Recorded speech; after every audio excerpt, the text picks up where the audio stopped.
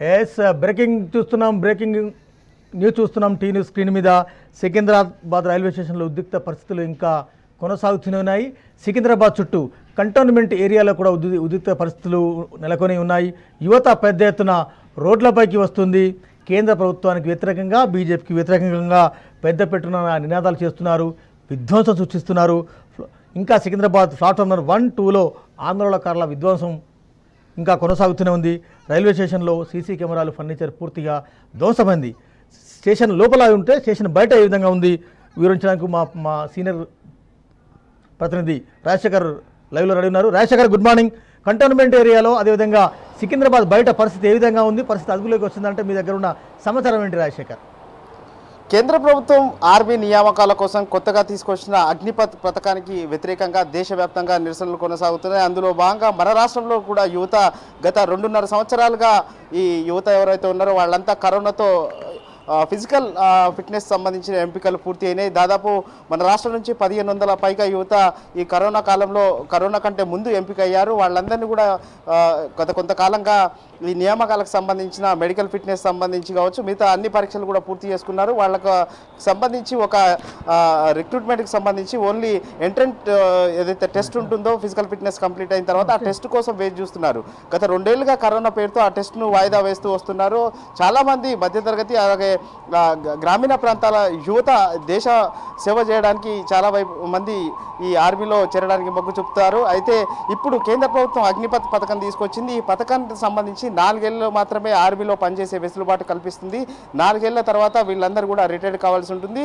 ఎంపికైన అభ్యర్థుల్లో 25% మాత్రమే రెగ్యులర్ ఆర్మీకి పంపిస్తారు. సో ఈ కొత్త పథకాన్ని చాలామంది వ్యతిరేకిస్తూ దేశవ్యాప్తంగా ఆందోళన చేస్తున్నారు. అందులో భాగంగా మన రాష్ట్రం నుంచి ఎంపికైన అనేక మంది అభ్యర్థులు ఎవరైతే ఉన్నారో ఆర్మీ అభ్యర్థులు వాళ్ళందరూ కూడా ఇవాళ పెద్ద ఎత్తున సికింద్రాబాద్ రైల్వే స్టేషన్కి చేరుకొని తమకు జరుగుతున్న అన్యాయానికి సంబంధించిన నిరసన గళాన్ని వినిపించడం జరిగింది. అక్కడ అందుబాటులో ఉన్న వస్తువులన్నీ కూడా స్టేషనరీకి సంబంధించిన వస్తువులు ధ్వంసం చేసి కొన్ని రైళ్లకు నిప్పు అంటించే ప్రయత్నం చేశారు. వాటిని రైల్వే సిబ్బంది ఆర్పివేశారు. అటు రైల్వే ప్రొటెక్షన్ ఫోర్స్ సంబంధించిన పోలీసులు 15 రౌండ్ల ఫైరింగ్ కూడా చేయడం జరిగింది. అందులో కొంతమంది గాయపడిన పరిస్థితి ఉంది. వాళ్ళందరినీ కూడా గాంధీ హాస్పిటల్కి తరలించారు. ఇంకా అక్కడ నిరసన కొనసాగుతుంది. మరోవైపు ఇక్కడ ప్రస్తుతం కంటోన్మెంట్ పరిసరాలన్నింటినీ కూడా సికింద్రాబాద్ రైల్వే స్టేషన్లో ఈ విధ్వంసకర ఘటన జరగడంతో ఈ కంటోన్మెంట్ మొత్తాన్ని కూడా ప్రస్తుతానికి హై అలర్ట్గా ప్రకటించిన పరిస్థితి. ఎందుకంటే అభ్యర్థులు స్టేషన్ నుంచి ఇటువైపు వచ్చే అవకాశం ఉందని చెప్పేసి సమాచారం అందిన నేపథ్యంలో ఇక్కడ స్థానిక పోలీసులతో పాటు కొంత ఆర్మీ పోలీసులు ఎవరైతే జవాన్లు ఉన్నారో వాళ్ళు కూడా ఈ కంటోన్మెంట్ ఏరియాలకు ఎంటర్ అయ్యే చెక్ పోస్టులు ఉన్నాయో, ఎంట్రన్స్ ఉన్నాయో అక్కడ మొత్తం కూడా చెకింగ్ చేసి వాహనాల్ని కంటోన్మెంట్ లోపలికి పంపిస్తున్న పరిస్థితి ఉంది. ఎందుకంటే మన దగ్గర కంటోన్మెంట్ ద్వారానే ఇతర ప్రాంతాలకు వెళ్ళాలి కాబట్టి. సో మొత్తం కూడా ప్రస్తుతానికి అయితే ఇక్కడ ఎలాంటి ఇబ్బంది లేదు. మొత్తం కూడా చెక్ చేసి పంపిస్తున్న పరిస్థితి కనపడుతుంది. అటు ఎవరైతే ఈ అభ్యర్థులు ఉన్నారో వీళ్ళు సికింద్రాబాద్ రైల్వే స్టేషన్ నుంచి అటు నాంపల్లి, కాచిగూడ స్టేషన్ల వైపు కూడా వెళ్ళే అవకాశం ఉందని చెప్పేసి పోలీసులు భావిస్తూ ఉన్నారు. అందులో భాగంగా స్థానిక పోలీసుల సహకారంతో రైల్వే పోలీసులు అక్కడ పటిష్టమైన భద్రతా ఏర్పాట్లు చేశారు. ముఖ్యంగా ఈ 4 సంవత్సరాలకు సంబంధించిన ఈ కొత్త స్కీమ్ ఏదైతుందో ఈ స్కీమును దేశవ్యాప్తంగా వ్యతిరేకిస్తున్న పరిస్థితి ఉంది. దీని ద్వారా యువత 4.5 సంవత్సరాలు ఆర్మీలో సేవలు అందించి బయటకు వచ్చిన తర్వాత నిరుద్యోగులుగా మిలిగిపోతామన్న ఒక భావన వ్యక్తం చేస్తున్నారు. గతంలో ఆర్మీలో జాయిన్ అయినప్పుడు 17 సంవత్సరాలు సర్వీసు కంప్లీట్ చేసుకునే అవకాశాన్ని ఇప్పుడున్న సర్వీస్ ఉంది. అయితే దీనికి విరుద్ధంగా ఓన్లీ 4 సంవత్సరాలే సర్వీసులో కొనసాగే విధంగా ఈ కొత్త స్కీమ్ ఏదైతే తీసుకొచ్చారో అగ్నిపథ్ పథకాన్ని దీన్ని వ్యతిరేకిస్తుంది యువత. ముఖ్యంగా 4 సంవత్సరాలు 6 నెలలు ట్రైనింగ్ ఇస్తారు. మిగతా 3.5 సంవత్సరాలు అందులో దేశం కోసం సేవ చేయవలసి ఉంటుంది. ఆ తర్వాత వాళ్ళందరినీ కూడా మళ్ళీ ప్రత్యేకంగా టెస్టులు నిర్వహించి అందులో 25% మాత్రమే ఎంపిక చేసి రెగ్యులర్ ఆర్మీలో వాడతారు. సో అయితే వీళ్ళు తర్వాత వచ్చిన తర్వాత అంటే వీళ్ళు చిన్న ఏజ్ లో పోతారు. 18 to 23 years ఇచ్చారు కాబట్టి వీళ్ళు రైట్. అంటే ఈ ఆందోళన నార్త్ నుంచి సౌత్ వరకు వచ్చేసింది. ముఖ్యంగా హైదరాబాద్ వరకు, సికింద్రాబాద్ వరకు వచ్చేసింది. సికింద్రాబాద్లో 2-3 గంటల నుంచి పెద్ద ఎత్తున ఉద్రిక్త పరిస్థితులు నెలకొన్నాయి. కంటోన్మెంట్ ఏరియాలో కూడా పెద్ద ఎత్తున యూత్ రోడ్లపైకి వచ్చింది. పరిస్థితి అంటే సికింద్రాబాద్ స్టేషన్ బయట పరిస్థితి ఏ విధంగా ఉంది? బయట ప్రస్తుతం బయట మన స్థానిక పోలీసులు ఎంటర్ అయ్యారు. స్థానిక పోలీసులు ఎంటర్ అయిన తర్వాతనే పరిస్థితి అంతా అదుపులోకి వచ్చిన పరిస్థితి ఉంది. ఎందుకంటే స్థానిక పోలీసులు ఎంటర్ అయిన తర్వాత ముఖ్యంగా వీళ్ళు ఎవరైతే అభ్యర్థులు ఉన్నారో వీళ్ళు ఒక్కసారిగా మూకుమ్మడిగా రైల్వే స్టేషన్లోకి ప్రవేశించి పెద్ద ఎత్తున విధ్వంసాలకు పాల్పడే క్రమంలో అక్కడ ఎవరైతే రెగ్యులర్ ప్యాసింజర్స్ ఉంటారో వాళ్ళంతా కూడా చెల్లాచెదరైన పరిస్థితి. ఏం జరుగుతుందో అర్థం కాని పరిస్థితి. దాదాపు ఒక అరగంట నుంచి గంట వరకు నెలకొన్న పరిస్థితి. కొంతమంది తమతో తెచ్చుకున్న లగేజీని సైతం రైల్వే స్టేషన్లో వదిలి బయటికి పరిగెత్తిన పరిస్థితి. పెద్ద ఎత్తున తరలి రావడంతో ఒక్క క్షణంలో అక్కడ రైల్వే ప్రయాణికులు ఎవరైతే ఇక్కడ రైల్వే స్టేషన్లో ఉన్నారో వాళ్ళకి ఏం అర్థం కాని పరిస్థితి. ఆ తర్వాత కొంత తేరుకొని మళ్ళీ వెళ్ళి కొంత లగేజ్ తెచ్చుకునే ప్రయత్నం చేశారు. అయితే ప్రస్తుతానికి మాత్రం బయట కొంత ప్రశాంతంగా ఉంది. అయితే ఎవరైతే ఈ అభ్యర్థులు ఉన్నారో వీళ్ళంతా రైల్వే ట్రాక్ ఇప్పుడు లాలాగూడ వైపు చేరుకున్నారు. లాలాగూడ జంక్షన్ ఉంటుంది, అటువైపు రైల్వే ట్రాక్ పై కూర్చొని కొంత నిరసన వ్యక్తం చేస్తూ ఉన్నారు. సో అక్కడ పోలీసులు పోవడానికి కూడా కొంత ఇబ్బంది పడుతున్నారు. ఎందుకంటే మొత్తం రైల్వే ట్రాక్లో రాళ్ళు ఉండడంతో వీళ్ళు రాళ్ళు కూడా విసిరే ప్రయత్నం చేస్తూ ఉన్నారు. కొంత దానికోసానికి ప్రొటెక్షన్గా వాళ్ళతో చర్చలు జరిపి సర్దుమరిగేలా ఇంచేలా మన స్థానిక పోలీసులు ఎంటర్ అయ్యారు. స్థానిక పోలీసు అధికారులు ప్రస్తుతం చర్చించుకొని ఏం చేయాలనే దాని మీద ప్రస్తుతం రైల్వే ప్రొటెక్షన్ అధికారులతో కూడా మాట్లాడుతున్నారు. అటు రైల్వేలకు సంబంధించి కూడా ఇప్పటికే ఎంఎంటీఎస్లు హైదరాబాద్లో తిరిగే 44 ఎంఎంటీఎస్ రైళ్లు రద్దు చేశారు. మిగతా రైళ్లు కూడా ఇప్పటికే నిలుపుదల చేసిన పరిస్థితి. రైల్వే జీఎం కూడా ఇప్పటికే అత్యవసర సమావేశం ఏర్పాటు చేసుకొని ఏం చేయాలనే దానికి సంబంధించి ఇప్పుడు తాత్కాలికంగా చర్యలు చేపట్టేందుకు ఇప్పటికే చర్యలు తీసుకుంటున్న పరిస్థితి అయితే కనపడతా ఉంది. అగ్నిపథ్ ఆందోళన కార్యక్రమాలు ఆందోళనపై కేంద్ర హోంశాఖ రివ్యూ చేపడుతుంది. ఉత్తర భారతాన భారతీయ జనతా పార్టీ జెండా కనిపిస్తే చాలు అక్కడ దాడులు ముమ్మరం చేస్తున్నారు. అక్కడ ఆ ప్రాంత యువత. బీహార్ డిప్యూటీ సీఎం రేణుదేవి ఇంటిపై కొద్దిసేపటి క్రితం దాడి జరిగింది. అదేవిధంగా బీహార్ భారతీయ జనతా పార్టీ అధ్యక్షులు సంజయ్ జైస్వాల్ వాహనంపై కూడా దాడి జరిగింది. ఉత్తర భారతాన బీజేపీ జెండా కనిపిస్తే చాలు ఎక్కడికక్కడ దాడులకు పాల్పడుతున్నారు ఆ ప్రాంత యువకులు. ఉత్తరప్రదేశ్, మధ్యప్రదేశ్, రాజస్థాన్, హర్యానా, పంజాబ్, ఉత్తరాఖండ్, జమ్మూ కాశ్మీర్ రాష్ట్రాల్లో ఇంకా ఆందోళనలు కొనసాగుతున్నాయి. ఆందోళనలు దక్షిణాది వైపు పాకాయి, సికింద్రాబాద్ వైపు వచ్చేసాయి, హైదరాబాద్ వైపు వచ్చేసాయి. నిజంగా ఈ ఆందోళన ఎటువైపు పోతుంది? భారతీయ జనతా పార్టీ ప్రభుత్వం ముఖ్యంగా కేంద్రం ఈ దేశాన్ని ఎటువైపు తీసుకెళ్తుంది? ప్రత్యేక చర్చా కార్యక్రమం చూద్దాం. ప్రత్యేక చర్చా కార్యక్రమం కొనసాగుతుంది. టీ న్యూస్ స్క్రీన్పై ఎప్పటికప్పుడు బ్రేకింగ్ అంశాలు కూడా చూడొచ్చు. ఉత్తరాదిన దక్షిణాదిన ఏం జరుగుతుంది? ఈవెన్ మోదీ సొంత నియోజకవర్గంలో కూడా ఆందోళనలు పెచ్చరెల్లుతున్నాయి. వారణాసిలో కొద్దిసేపటి క్రితం బస్సుల అద్దాల ధ్వంసం కొనసాగుతుంది. అసలు ఎందుకు యువతకు ఇంత ఆగ్రహం వస్తుంది? యువతలో ఆగ్రహం పెరగడానికి అగ్గి ఎందుకు రాజేసింది? ఈ అంశం మీద డీటెయిల్గా డిస్కస్ చేసే ప్రయత్నం చేద్దాం. మన మాధవపెద్ది కాళిదాస్ గారు మార్నింగ్ లైవ్లో ఉన్నారు. మళ్ళీ నేను వెల్కమ్ చేస్తాను. కాళిదాస్ గారు నమస్కారం. స్క్వాడన్ లీడర్ రిటైర్డ్ వారు. ఎందుకు యువతలో, ముఖ్యంగా దేశవ్యాప్తంగా యువతలో ఈ అగ్గి రాజేస్తుంది? యువత ఆగ్రహానికి ప్రధాన కారణం ఏమి ఉంటుంది టెక్నికల్గా ఈ నోటిఫికేషన్ నేపథ్యంలో? ఇప్పుడు టెక్నికల్గా ఏంటంటేనండి, సోల్జర్స్ లెవెల్లో మనము ఎంట్రీ కనుక ఏదైతే ఉంటుందో ఆర్మీలో, సోల్జర్స్, ఎయిర్ ఫోర్స్లో, ఎయిర్మెన్ కేటగిరీలో ఎంట్రీ ఏదైతే ఉంటుందో అది 10th క్లాస్ అండ్ ఇంటర్మీడియట్ క్వాలిఫికేషన్తో 17 ఏళ్ళకి చేరతారు. చేరిన తర్వాత వాళ్ళు రకరకాల ట్రైనింగ్స్ అవుతూనే ఉంటాయి వాళ్ళ కెరీర్లో. 15 ఏళ్ల సర్వీస్ తర్వాత వాళ్ళు ఫర్దర్గా మాకు కెరియర్ లేదు, ప్రమోషన్స్ రావు అని నిశ్చయించుకున్న తర్వాత 15 ఏళ్ల సర్వీస్ తర్వాత వాడు రిజైన్ చేసి కమిషన్ వదిలేసి బయటకు రావచ్చు. వాళ్ళకి పూర్తి స్థాయిలో పెన్షన్ వస్తుంది, గవర్నమెంట్ రూల్ ప్రకారం గ్రాట్యుటీ వస్తుంది, క్యాంటీన్ ఫెసిలిటీస్ ఉంటాయి, మెడికల్ ఫెసిలిటీస్ ఉంటాయి. ఇవి 4 ఉంటాయి. ఇప్పుడు వీళ్ళు 17 నుంచి 21 సంవత్సరాల లోపల గనక చేరితే మరి ఏ క్వాలిఫికేషన్తో చేరాలి? 20-21 ఏళ్ల వాళ్ళు గనక చేతిలో ఒక డిగ్రీ ఉండి దాంతో చేరతారు. కానీ మరి 17 ఏళ్లకి చేరే వాళ్ళకి ఏ డిగ్రీ ఉంటుంది? ఇది చాలా మౌలికమైన ప్రశ్న.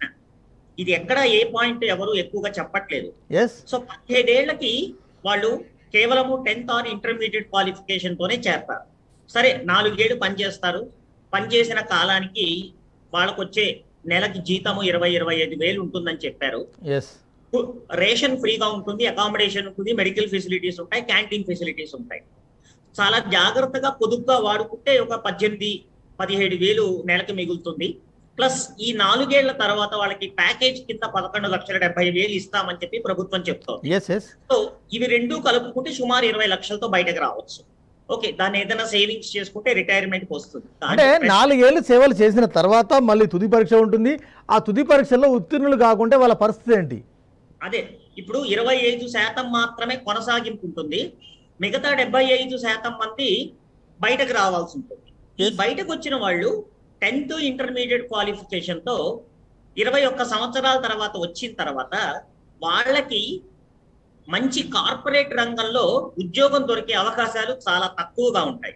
ఎందుకంటే ఇంటర్మీడియట్ క్వాలిఫికేషన్ 10th క్వాలిఫికేషన్ లో మంచి పోస్టులు ఎవరు ఇవ్వరు. ఉదాహరణకి సాఫ్ట్వేర్ లో చేరాలి, డెఫినెట్ గా మినిమం డిగ్రీ కావాలి. తర్వాత వీళ్ళు ఏం చెప్తున్నారు, పారామిలిటరీ ఫోర్సెస్ కానీ పోలీస్ ఫోర్సెస్ లో కానీ ఉద్యోగాలు ఉంటాయి అంటున్నారు. కానీ ఖచ్చితంగా ఉంటాయా, ఏదన్నా రిజర్వేషన్ ఉన్నదా అన్నది ఎక్కడ స్పష్టత లేదు. అందువల్ల ఏమైపోతుంది, 4 ఏళ్ల తర్వాత 10th ఇంటర్మీడియట్ క్వాలిఫికేషన్ తో చేరి వెనక్కి వచ్చిన వాళ్ళ పరిస్థితి ఏమిటి, ఇది అగమ్య గోచరంగా ఉంటుంది.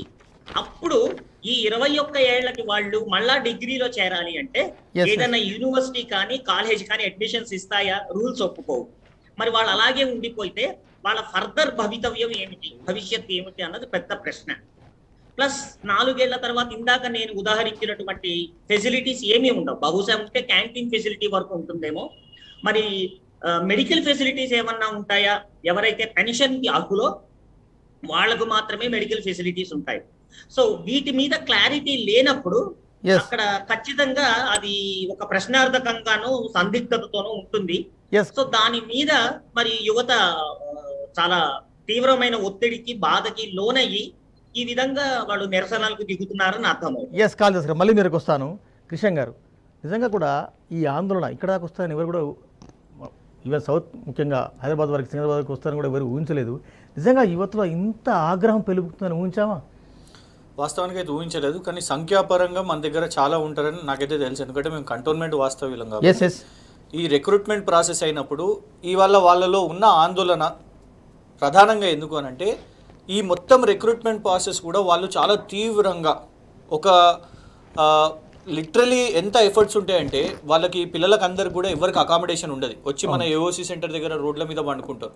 ఆ ట్రైనింగ్ ఇవన్నీ కూడా ఉన్నప్పుడు లిటరలీ ఆ ప్రొసీజర్ స్టార్ట్ అయ్యే ముందు ఇవాళ 2 విషయాలు మనం గమనించాల్సిన అవసరం ఉన్నది. గత నోటిఫికేషన్ మనం గమనించుకుందాం. మీరు కొంత ఆ స్లైడ్ కూడా ప్లే చేస్తే ఇవాళ మీరు ఏంటిదంటే అగ్నివీర్ పేరు మీద వీళ్ళు ఏం చేసిర్రు అని అంటే ప్రధానంగా ఈ పెన్షన్స్ నుంచి తప్పించుకోవడానికి ఒక ప్రయత్నం నంబర్ 1, ఇంకోటి కాంట్రాక్చువల్ సిస్టమ్ తీసుకురావడానికి నంబర్ 2.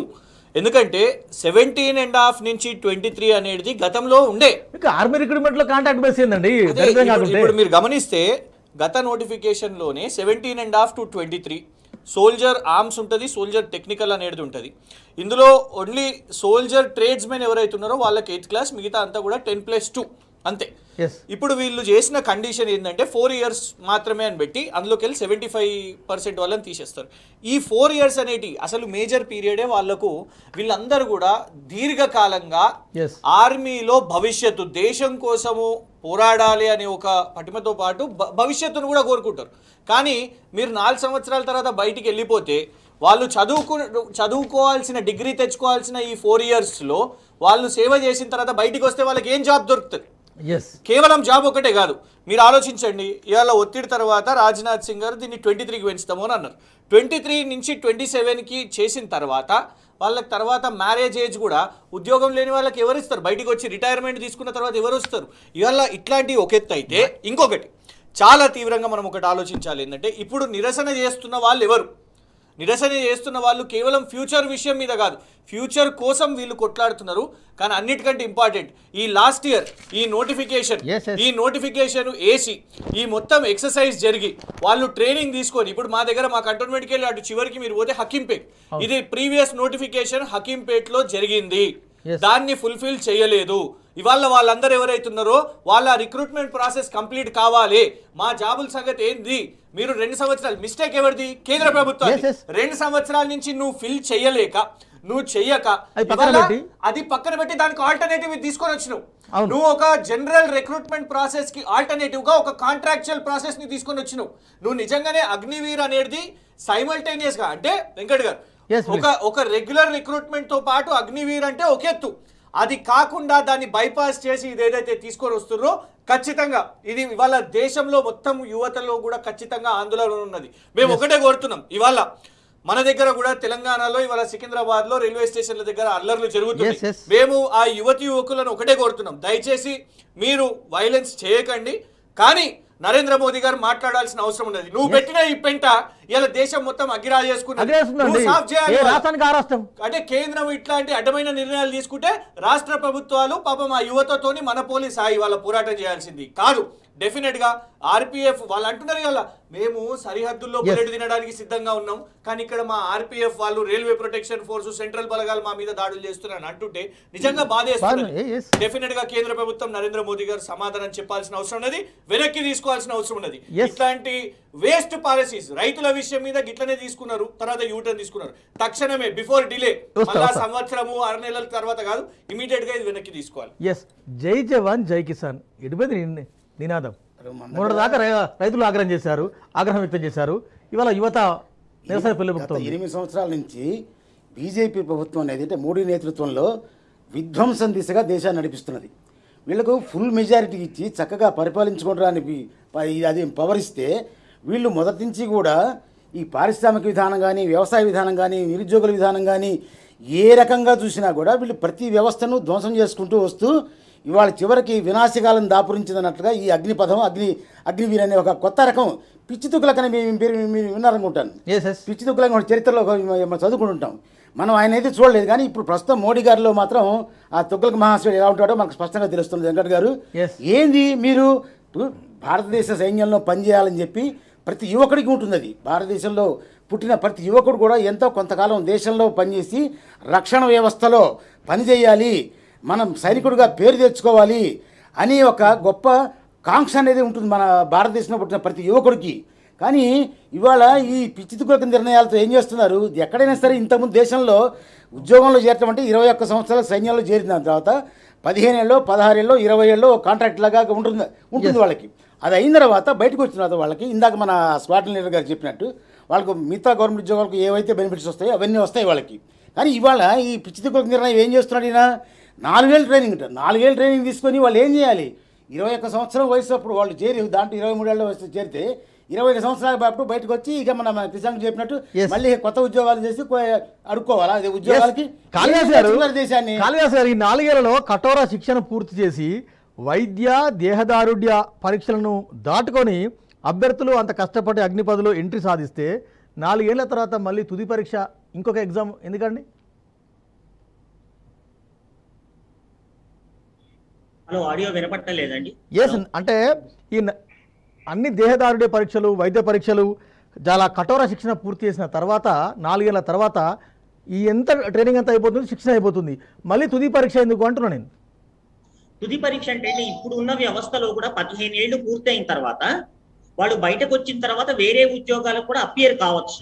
అయితే వాళ్ళకు ఒకప్పుడు వాళ్ళకి నచ్చని ఉద్యోగమో సరైన ఉద్యోగమో దొరకకపోతే వాళ్ళకు ఉన్నటువంటి పెన్షన్ ద్వారా వాళ్ళు బ్రతకడానికి అవకాశం ఉంటుంది. ఇక్కడ ఏమవుతుంది, నెల నెల వచ్చే పెన్షన్ ఉండదు స్కీమ్ లో. సో వాళ్ళు దాచుకున్నది ప్రభుత్వం ఇచ్చే ఆ ప్యాకేజీ 11,70,000 కలుపుకొని మాత్రమే ఉంటుంది. మరి దాని మీద వచ్చే వడ్డీ ఏదైతే ఉంటుందో, ఒకవేళ ఎక్కడైనా ఫిక్స్డ్ డిపాజిట్స్ వేసుకుంటే అది చాలా తక్కువగా ఉంటుంది, 5-6 వేలు. భారత ప్రభుత్వం ఆర్మీ రిక్రూట్మెంట్ లో కూడా సైనిక నియామకాల్లో కూడా కాంట్రాక్ట్ బేసిస్ సిస్టమ్ ను అవలంబిస్తే ఈ దేశం ఎడిపోతున్నట్టు, అసలు మనం ఏం చేస్తున్నట్టు.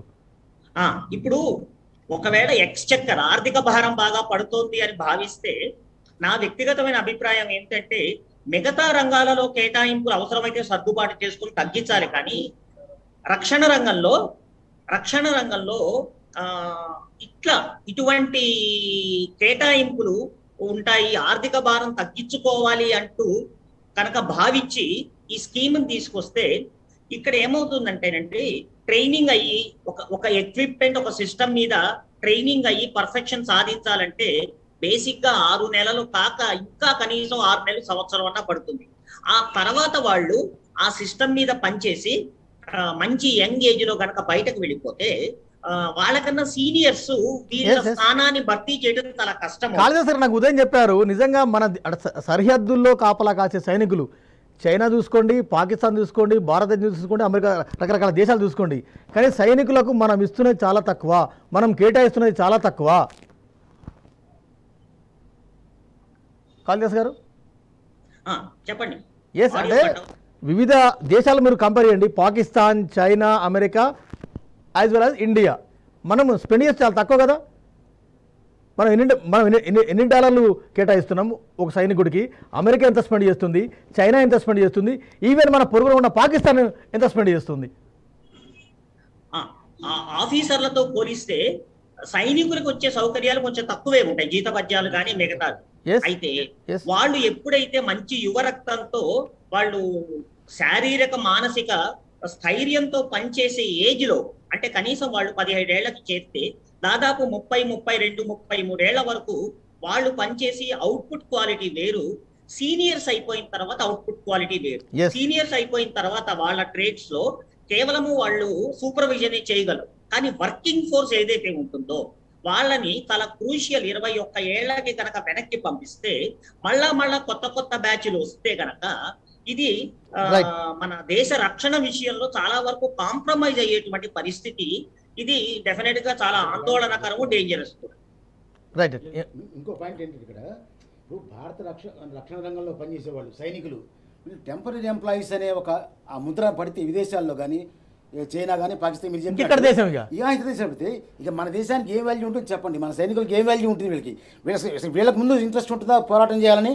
మనం ఎంత కష్టపడి పోరాటం చేసి ప్రాణాలు పోగొట్టుకున్నా కూడా, అరే రేపు వెళ్ళండి మన ఉద్యోగం పోతుంది, ఈ మాత్రం కోసం మనం ఎందుకు చేయాలి? వాళ్ళ నైతిక స్థైర్యం దెబ్బతింటుంది అక్కడ. అది ఆ సంగతి ఆలోచించకుండా అసలు టెంపరీ అనేది సైన్యాల్లో ఇంతవరకు మనం ఎప్పుడేం లేదు. ఏ ఉద్యోగం ఎవరు చేసినా సరే వాళ్ళు లైఫ్ లాంగ్ సైనికుడిగా ఉంటాడు తప్ప 4 ఏళ్ళు సైనికుడిగా పనిచేసి మళ్ళీ బయటకు వచ్చి అటెండర్గా పనిచేస్తారు ఎక్కడన్నా ఉందా దేశంలో అసలు ఇది? ఇప్పుడు వీళ్ళు తీసుకున్న ఈ అగ్నిపథ్ అనే పాలసీ సొంత ఈ కేంద్ర ప్రభుత్వ విధానాన్నే కాంట్రడిక్ట్ చేస్తుంది. వాళ్ళు మర్చిపోతున్నారు. 1 ర్యాంక్ 1 పెన్షన్ అనే స్లోగన్ తెచ్చింది నరేంద్ర మోదీ గారి ప్రభుత్వమే. మరి ఇక్కడ పెన్షనే లేదు కదా, అంటే ర్యాంకే లేదా, గుర్తింపే లేదా? మీరు ఆర్మీని తయారు చేస్తున్నారా, మర్సినరీని తయారు చేస్తున్నారా? అంటే ఎలాంటి ఐడెంటిటీ లేని, ఎలాంటి ర్యాంకు లేని, ఎలాంటి సెక్యూరిటీ లేని, ఎలాంటి పెన్షన్ లేని ఈ 4 సంవత్సరాల కాంట్రాక్ట్ ఇది. ఇక ఎందుకు వస్తారండి ఇవాళ యువత? వాళ్ళ భవిష్యత్తును నాశనం చేస్తున్నారు మీరు. ఒక అర్థం పర్థం లేని 1 ర్యాంక్ 1 పెన్షన్ అని చెప్పి ఇవాళ మీరు మోసం చేస్తున్నారు. సో డెఫినెట్ గా ఇవాళ యువత తిరగబడుతున్నారు అంత తీవ్ర స్థాయిలో. డెఫినెట్ గా దే ఆర్ కాంట్రడిక్టింగ్. ఇది రద్దు చేసుకోవాలి. యువత ఆందోళనలో ఒక అర్థం ఉంది, యువత ఆవేశంలో ఒక అర్థం ఉంది అన్న వాదన చాలా బలంగా వినిపిస్తుంది. అగ్నిపథ్ దేశవ్యాప్తంగా అగ్గి రాజేస్తుంది. అనేక రాష్ట్రాల్లో పెద్ద పెట్టున నిరసనలు పెళ్ళిబొక్కుతున్నాయి. ఆ నిరసనలు ఆపే పరిస్థితి కూడా కేంద్రం చేతిలో లేని పరిస్థితి. ముఖ్యంగా ఉత్తర భారతాన అగ్గి ఇప్పటికే రాజేసింది.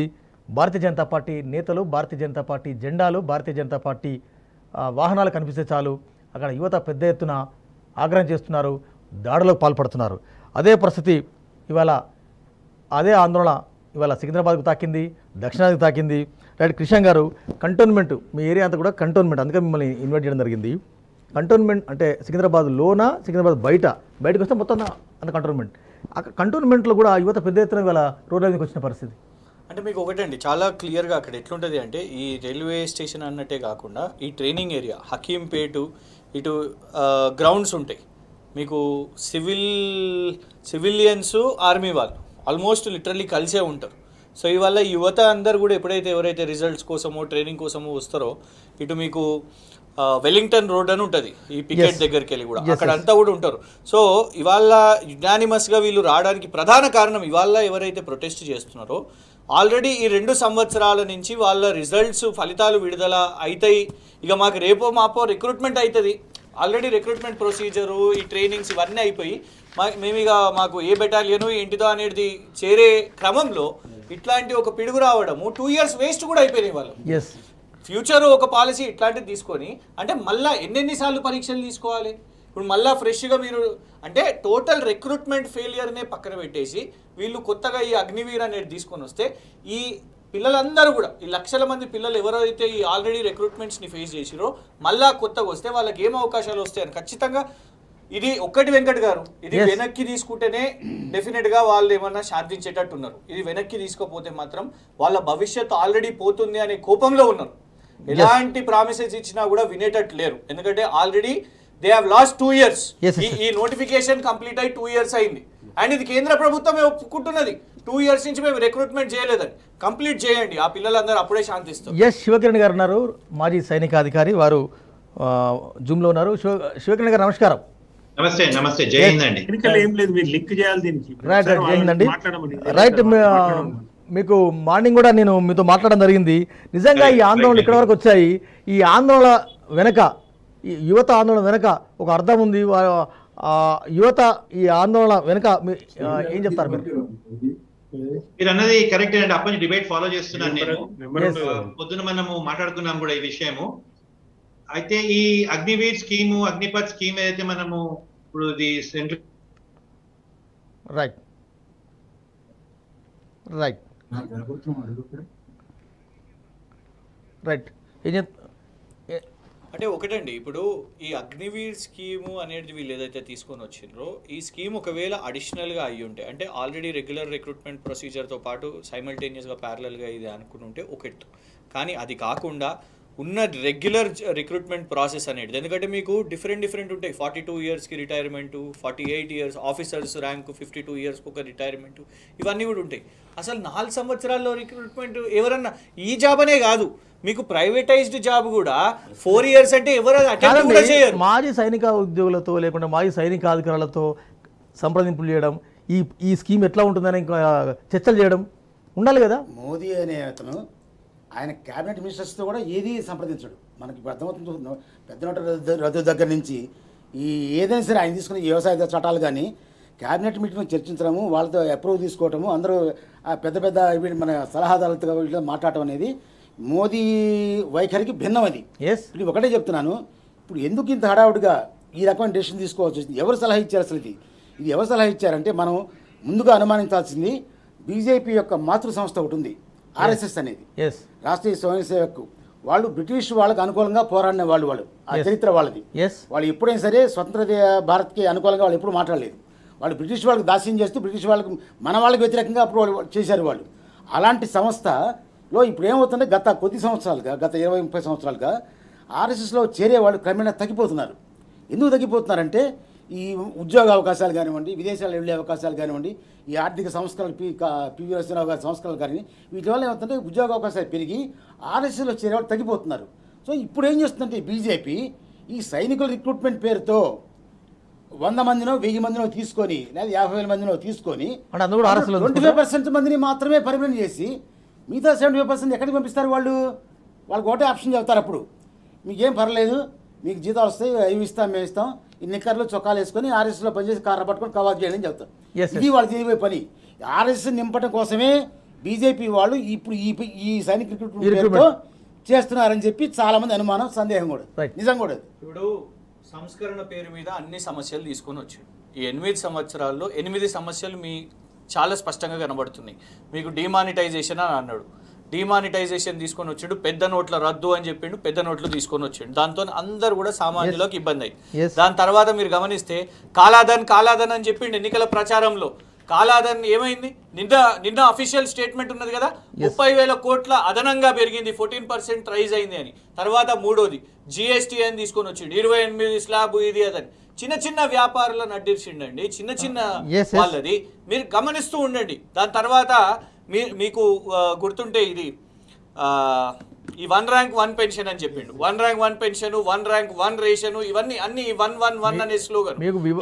ఇది అంతకే అయింది. తర్వాత CA-NRC 5 CA-NRC అని తీసుకొని వచ్చాడు. ప్రజల మధ్యలో పంచాయతీలు, అటు వెస్ట్ బెంగాల్లో, ఈశాన్య రాష్ట్రాల్లో అన్నిట్లో కూడా పంచాయతీలు, ఇవన్నీ కూడా కథం. ఇప్పుడు మళ్ళీ దీని మీద పట్టు రైతులది మొత్తం 8 సమస్యలు, రైతుల సమస్యలు. మళ్ళీ రైతులది కూడా యూటర్న్ తీసుకొని వచ్చాడు. ఇదన్నా కనీసం ఇమీడియట్ గా యూటర్న్ తీసుకోవాలి. మరి వెంకట్ గారు, మీరు అడిగిన ప్రశ్న ఇంతకు ముందు అయితే అడుగుతున్నారో, ఇది మీరు అడిగినట్టు కాస్ట్ కటింగ్ లాగా చూస్తున్నారు. ఒకటి ఖర్చు తక్కువ ఒకటి చూస్తున్నారు. అండ్ మనము అనుకున్న టర్మ్స్ ఆఫ్ రెఫరెన్స్ ఇంతకు ముందు మీ ప్యానెల్ అందరూ మాట్లాడుతున్నారు కూడా, ఈ ఏజ్ గ్రూప్ ఏదైతే ఉన్నదో 17.5 ఏజ్ టు 22 అని ఇంకో 1 year ఏదో పెంచినారు. కానీ ఇది రెగ్యులర్ రిక్రూట్మెంట్ కూడా ఇట్లనే అవుతుంది అనమాట. రెగ్యులర్ రిక్రూట్మెంట్ కి దీన్ని కన్ఫ్యూజన్ క్రియేట్ అవుతుంది దీంతో. తర్వాత ఇప్పుడు వీళ్ళ ట్రైనింగ్ 6 months ఉంటుంది. నేను పొద్దున్న మీతో మాట్లాడినప్పుడు చెప్పినప్పుడు కూడా యూనిట్ లెవెల్లో ఈ ట్రైనింగ్ ఇచ్చి వీళ్ళని ఇండక్ట్ చేసుకుంటే కూడా unit administration platoon company battalion లెవెల్లో అంటాము, ట్రూప్స్ ఉన్నప్పుడు జవాన్లు ఉన్నప్పుడు ఒక బెటాలియన్ ఒక తరహా ఉంటుంది. ఒక ట్రైనింగ్ 1 year 1.5 year ఇచ్చిన వాళ్ళని ఆ తర్వాత వాళ్ళు వెపన్స్ హ్యాండ్లింగ్ అడ్మినిస్ట్రేషన్ అన్ని విధాలుగా వాళ్ళు ఒక కంప్లీట్ గా ఒక సోల్జర్ లాగా డెలివర్ చేసేట్టు ఉంటారు. వీళ్ళు 6 నెలలు ఏం చేయగలుగుతారు అన్నది ఆల్వేస్ ఇట్స్ అన్ ఇష్యూ. అక్కడ డిఫరెంట్ గ్రూప్స్ ఫామ్ అవుతాయి అండ్ మైండ్స్ లో వీళ్ళు ఈ బ్యాచ్ అన్న వ్యూ అవుతుంది. ఇంతకుముందు క్రిషాంక్ గారు మాట్లాడుతుంటే వింటున్నాను. ఇప్పుడు ఆఫీసర్ లెవెల్లో కూడా షార్ట్ సర్వీస్ కమిషన్ అని ఉంది. నేను కూడా షార్ట్ సర్వీస్ కమిషన్ ఆఫీసర్నే ఉంటుంది. అయితే మాకు 7-8 years తర్వాత రిలీజ్ మీద రావచ్చు. తర్వాత అవకాశాలు ఉంటాయంటే కానీ చాలా కష్టంగా ఉంటాయి అన్నమాట. ఆఫీసర్ లెవెల్లోనే కష్టంగా ఉన్నప్పుడు జవాన్ లెవెల్లో వీళ్ళు కొన్ని రోజులు ఉండి మళ్ళీ బయటకు వచ్చినప్పుడు చాలా కష్టం అవుతుంది. కిరణ్ గారు నేను మళ్ళీ దగ్గరికి వస్తాను. ఒక్క సెకండ్ 1 second.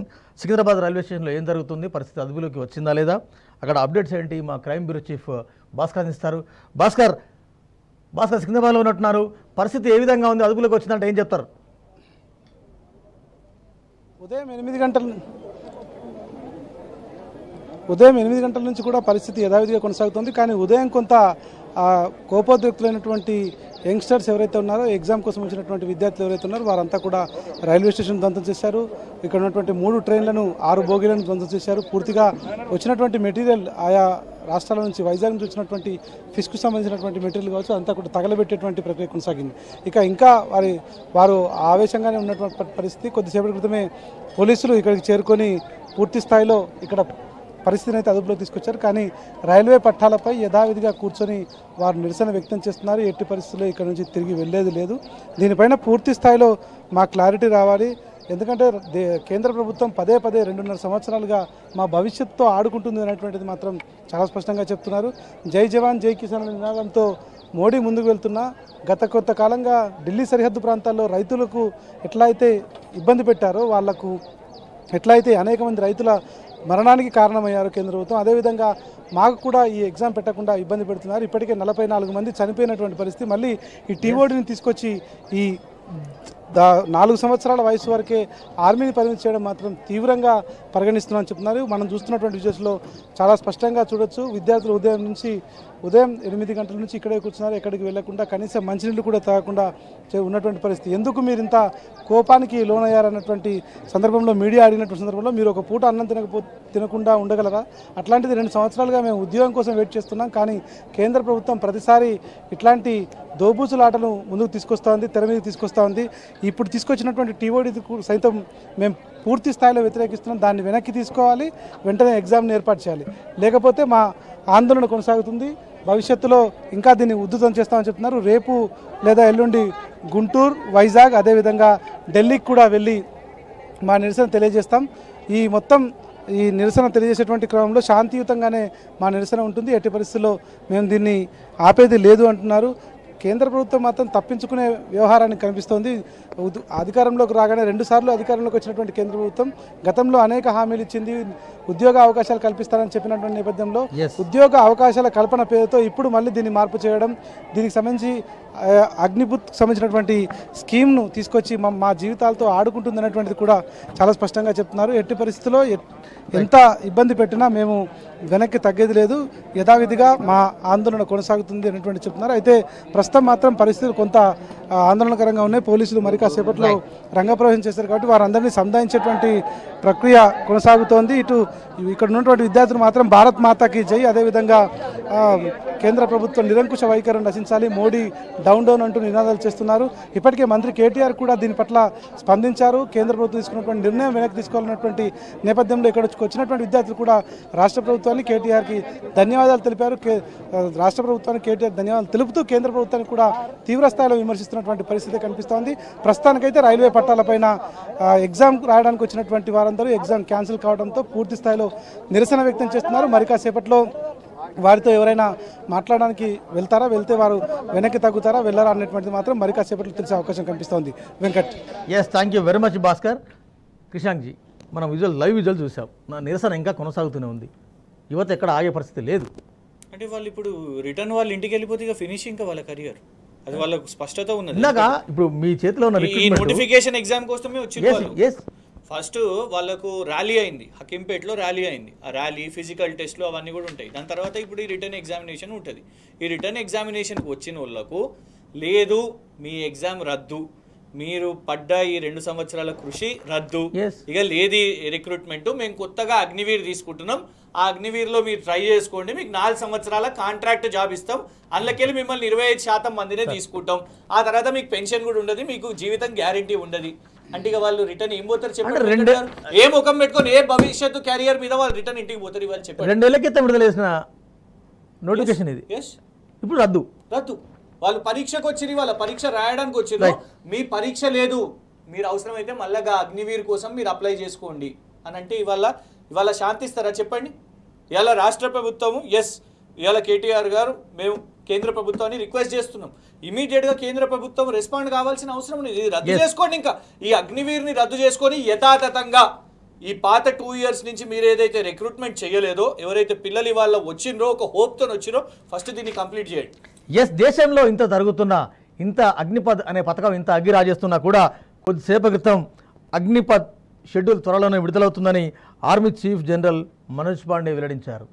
అంటే ఎవరు ఏమైపోయినా, ఎవరు చనిపోయినా, దేశం అగ్గైనా బుగ్గైనా తమ పంతాను కొనసాగించే రీతిలో కేంద్రం ఉన్నట్టుగా తెలుస్తుంది.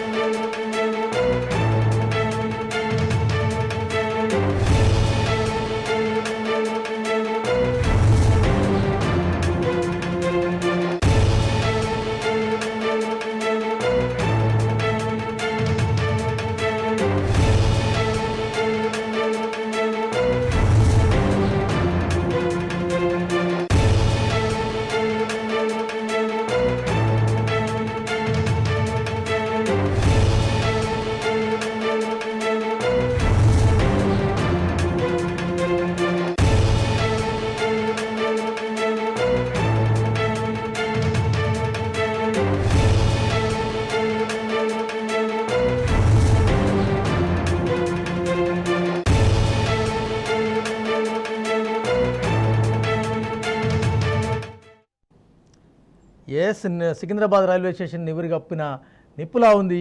ఏ క్షణాన ఏం జరుగుతుందో తెలియని పరిస్థితి ఉంది. అక్కడ బిక్కుబిక్కుమంటూ చూసే పరిస్థితి. నిద్రాహారాలు, తిండి తిప్పల అన్నీ మానేసి యువత పెద్ద ఎత్తున రైల్వే పట్టాలపై నిరీక్షిస్తుంది, నిరసన వ్యక్తం చేస్తోంది.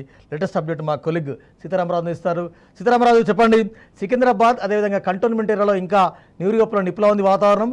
సికింద్రాబాద్ రైల్వే స్టేషన్లో అయితే లంచ్ టైం కావస్తున్న ఉదయం బ్రేక్ఫాస్ట్ మానేశారు, లంచ్ మానేశారు. పెద్ద ఎత్తున యువత రైల్వే ట్రాక్లపై ఇంకా నినాదాలు చేస్తూనే ఉంది. వెంకట, కేంద్ర ప్రభుత్వం తీసుకున్న అగ్నిపథ్ అనే నిర్ణయానికి వ్యతిరేకంగా ఆందోళన పథం పట్టింది దేశంలోని యావత్ యువత అంతా కూడా.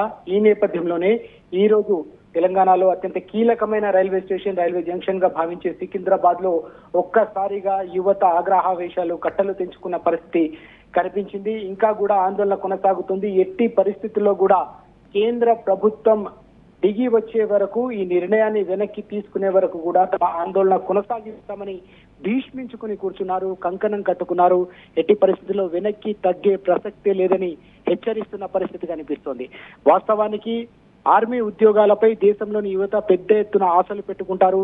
తమ కుటుంబానికి భద్రత లభించడంతో పాటు దేశంలోని రక్షణ రంగంలో భాగస్వాములు కావాలి, దేశ రక్షణలో తాము కూడా భాగస్వాములు కావాలనే ఒక సమున్నతమైన ఆశయాన్ని, సమున్నతమైన లక్ష్యాన్ని పెట్టుకుని యువత కదం తొక్కుతారు.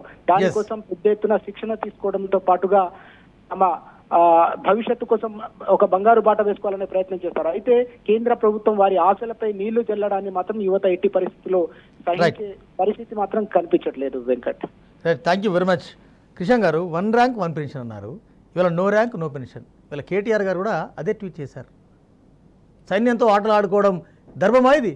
న్యాయమా? అంటే డెఫినెట్గా వాళ్ళు చూడండి, ఒక 6 నెలల ట్రైనింగ్, దాని తర్వాత 3.5 నెలలు, ఈ 3.5 సంవత్సరాలకి ఇట్లా అయిపోతుంది ఇక. అంటే ఎవరైతే వాళ్ళ ప్రాణాలను కూడా రిస్క్ తీసుకొని సరిహద్దుల్లో దేశం కోసం నిజంగా కూడా దాన్ని ఒక ప్రైడ్గా అనుకుంటారు, దాంట్లో ఈ కాంట్రాక్ట్ దందా పెట్టేసిరు వీళ్ళు. నిజంగా అసలు అంటే నరేంద్ర మోదీ గారికి ఆలోచనలు చాలా ఇంపార్టెంట్ థింగ్ చెప్తాను మీకు. జాతీయ మీడియాలో రెగ్యులర్గా ఈ నేషనల్ ఛానల్స్లో డిబేట్స్ జరుగుతుంటాయి కదా. జనరల్ బక్షి గారు అని ఒకరు ఉన్నారు, రిటైర్డ్ ఆర్మీ ఆఫీసర్. ఆ జనరల్ బక్షి గారు రెగ్యులర్గా కేంద్ర ప్రభుత్వానికి సపోర్ట్గా మాట్లాడుతుంటారు. అట్లాంటిది గత 36 గంటల నుంచి ఆయన దీన్ని అపోజ్ చేస్తున్నాడు, అగ్నివీర్ని అపోజ్ చేస్తున్నాడు. ఇదేం బుద్ధి తక్కువ నిర్ణయము అనేది. అంటే ఆర్మీలో కాంట్రాక్ట్ ఎంప్లాయీస్ లాగా పెట్టడం. అయితే ఒకటి, షార్ట్ సర్వీస్ కమిషన్ అని వారు ఎత్తారు, రైట్? కిరణ్ గారు ఎత్తిండ్రు.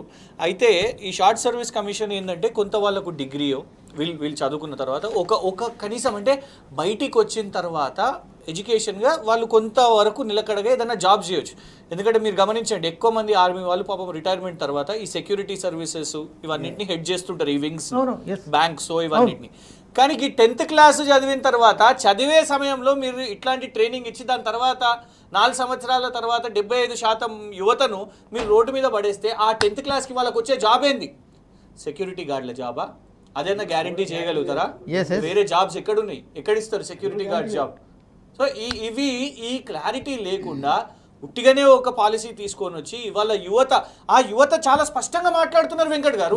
వాళ్ళు మాట్లాడుతున్న దాంట్లో అసలు నిజంగా మనం ఇవాళ విశ్లేషణ అవసరం లేదు, వాళ్ళ బైట్స్ సరిపోతున్నాయి, అంత క్లారిటీ ఉంది వాళ్ళకు. భవిష్యత్తు ఏం కాబోతుంది అనేది వాళ్ళకి తెలుసు వాళ్ళ. సో ఈ డెఫినెట్గా కేంద్ర ప్రభుత్వం ఇప్పటికైనా మాట్లాడుతుంది. కానీ మీరు ఏదో మేజర్ జనరల్ గారు ఆల్రెడీ స్టేట్మెంట్ ఇస్తున్నారు, నోటిఫికేషన్ ఏదో ఇవ్వబోతున్నారు అంటే మాత్రం ఇది వెనక్కి తగ్గేటట్లు లేరు. రైల్వే స్టేషన్స్ నుంచి వాళ్ళు పోవాలి. దయచేసి మేమేమంటున్నామంటే, ఒక తెలంగాణ ప్రభుత్వం ఏమంటున్నామంటే, మన యువత మీద, మన పిల్లల మీద మన పోలీస్ బలగాలు మాకు యూజ్ చేయాలని లేదు ప్రభుత్వానికి. సో డెఫినెట్ గా కేంద్ర ప్రభుత్వం బాధ్యత తీసుకోవాలి. ఆర్పీఎఫ్ చేసింది అదే, ఎందుకంటే లా అండ్ ఆర్డర్ బ్రేక్ అవుతుంటే ఏం చేస్తుంటాం? సాయికిరణ్ గారు 4 ఏళ్ళు సైన్యంలో విధులు నిర్వహించి సెలెక్ట్ కాకపోవడంతో ఇంటిదారి పట్టిన అభ్యర్థులు మళ్ళీ కొత్త ఉద్యోగం కోసం చదువుకోవాలా? అప్పటికే ఉద్యోగ పరీక్షలకు అభ్యర్థుల వయసు దాటిపోతుంది కదా. దీనికి కేంద్రం ఏం సమాధానం చెప్తుంది, ప్రభుత్వం ఏం సమాధానం చెప్తుంటే ఏం చెప్తారు? విషయం 4 ఏళ్ల తర్వాత సంగతి మాట్లాడుతున్నారు మీరు. కానీ ద క్వశ్చన్ ఇక్కడ ఇస్ 4 ఏళ్ల తర్వాత 75% ని వాళ్ళు పంపించేస్తున్నారు, 25% రిటైన్ చేస్తున్నారు.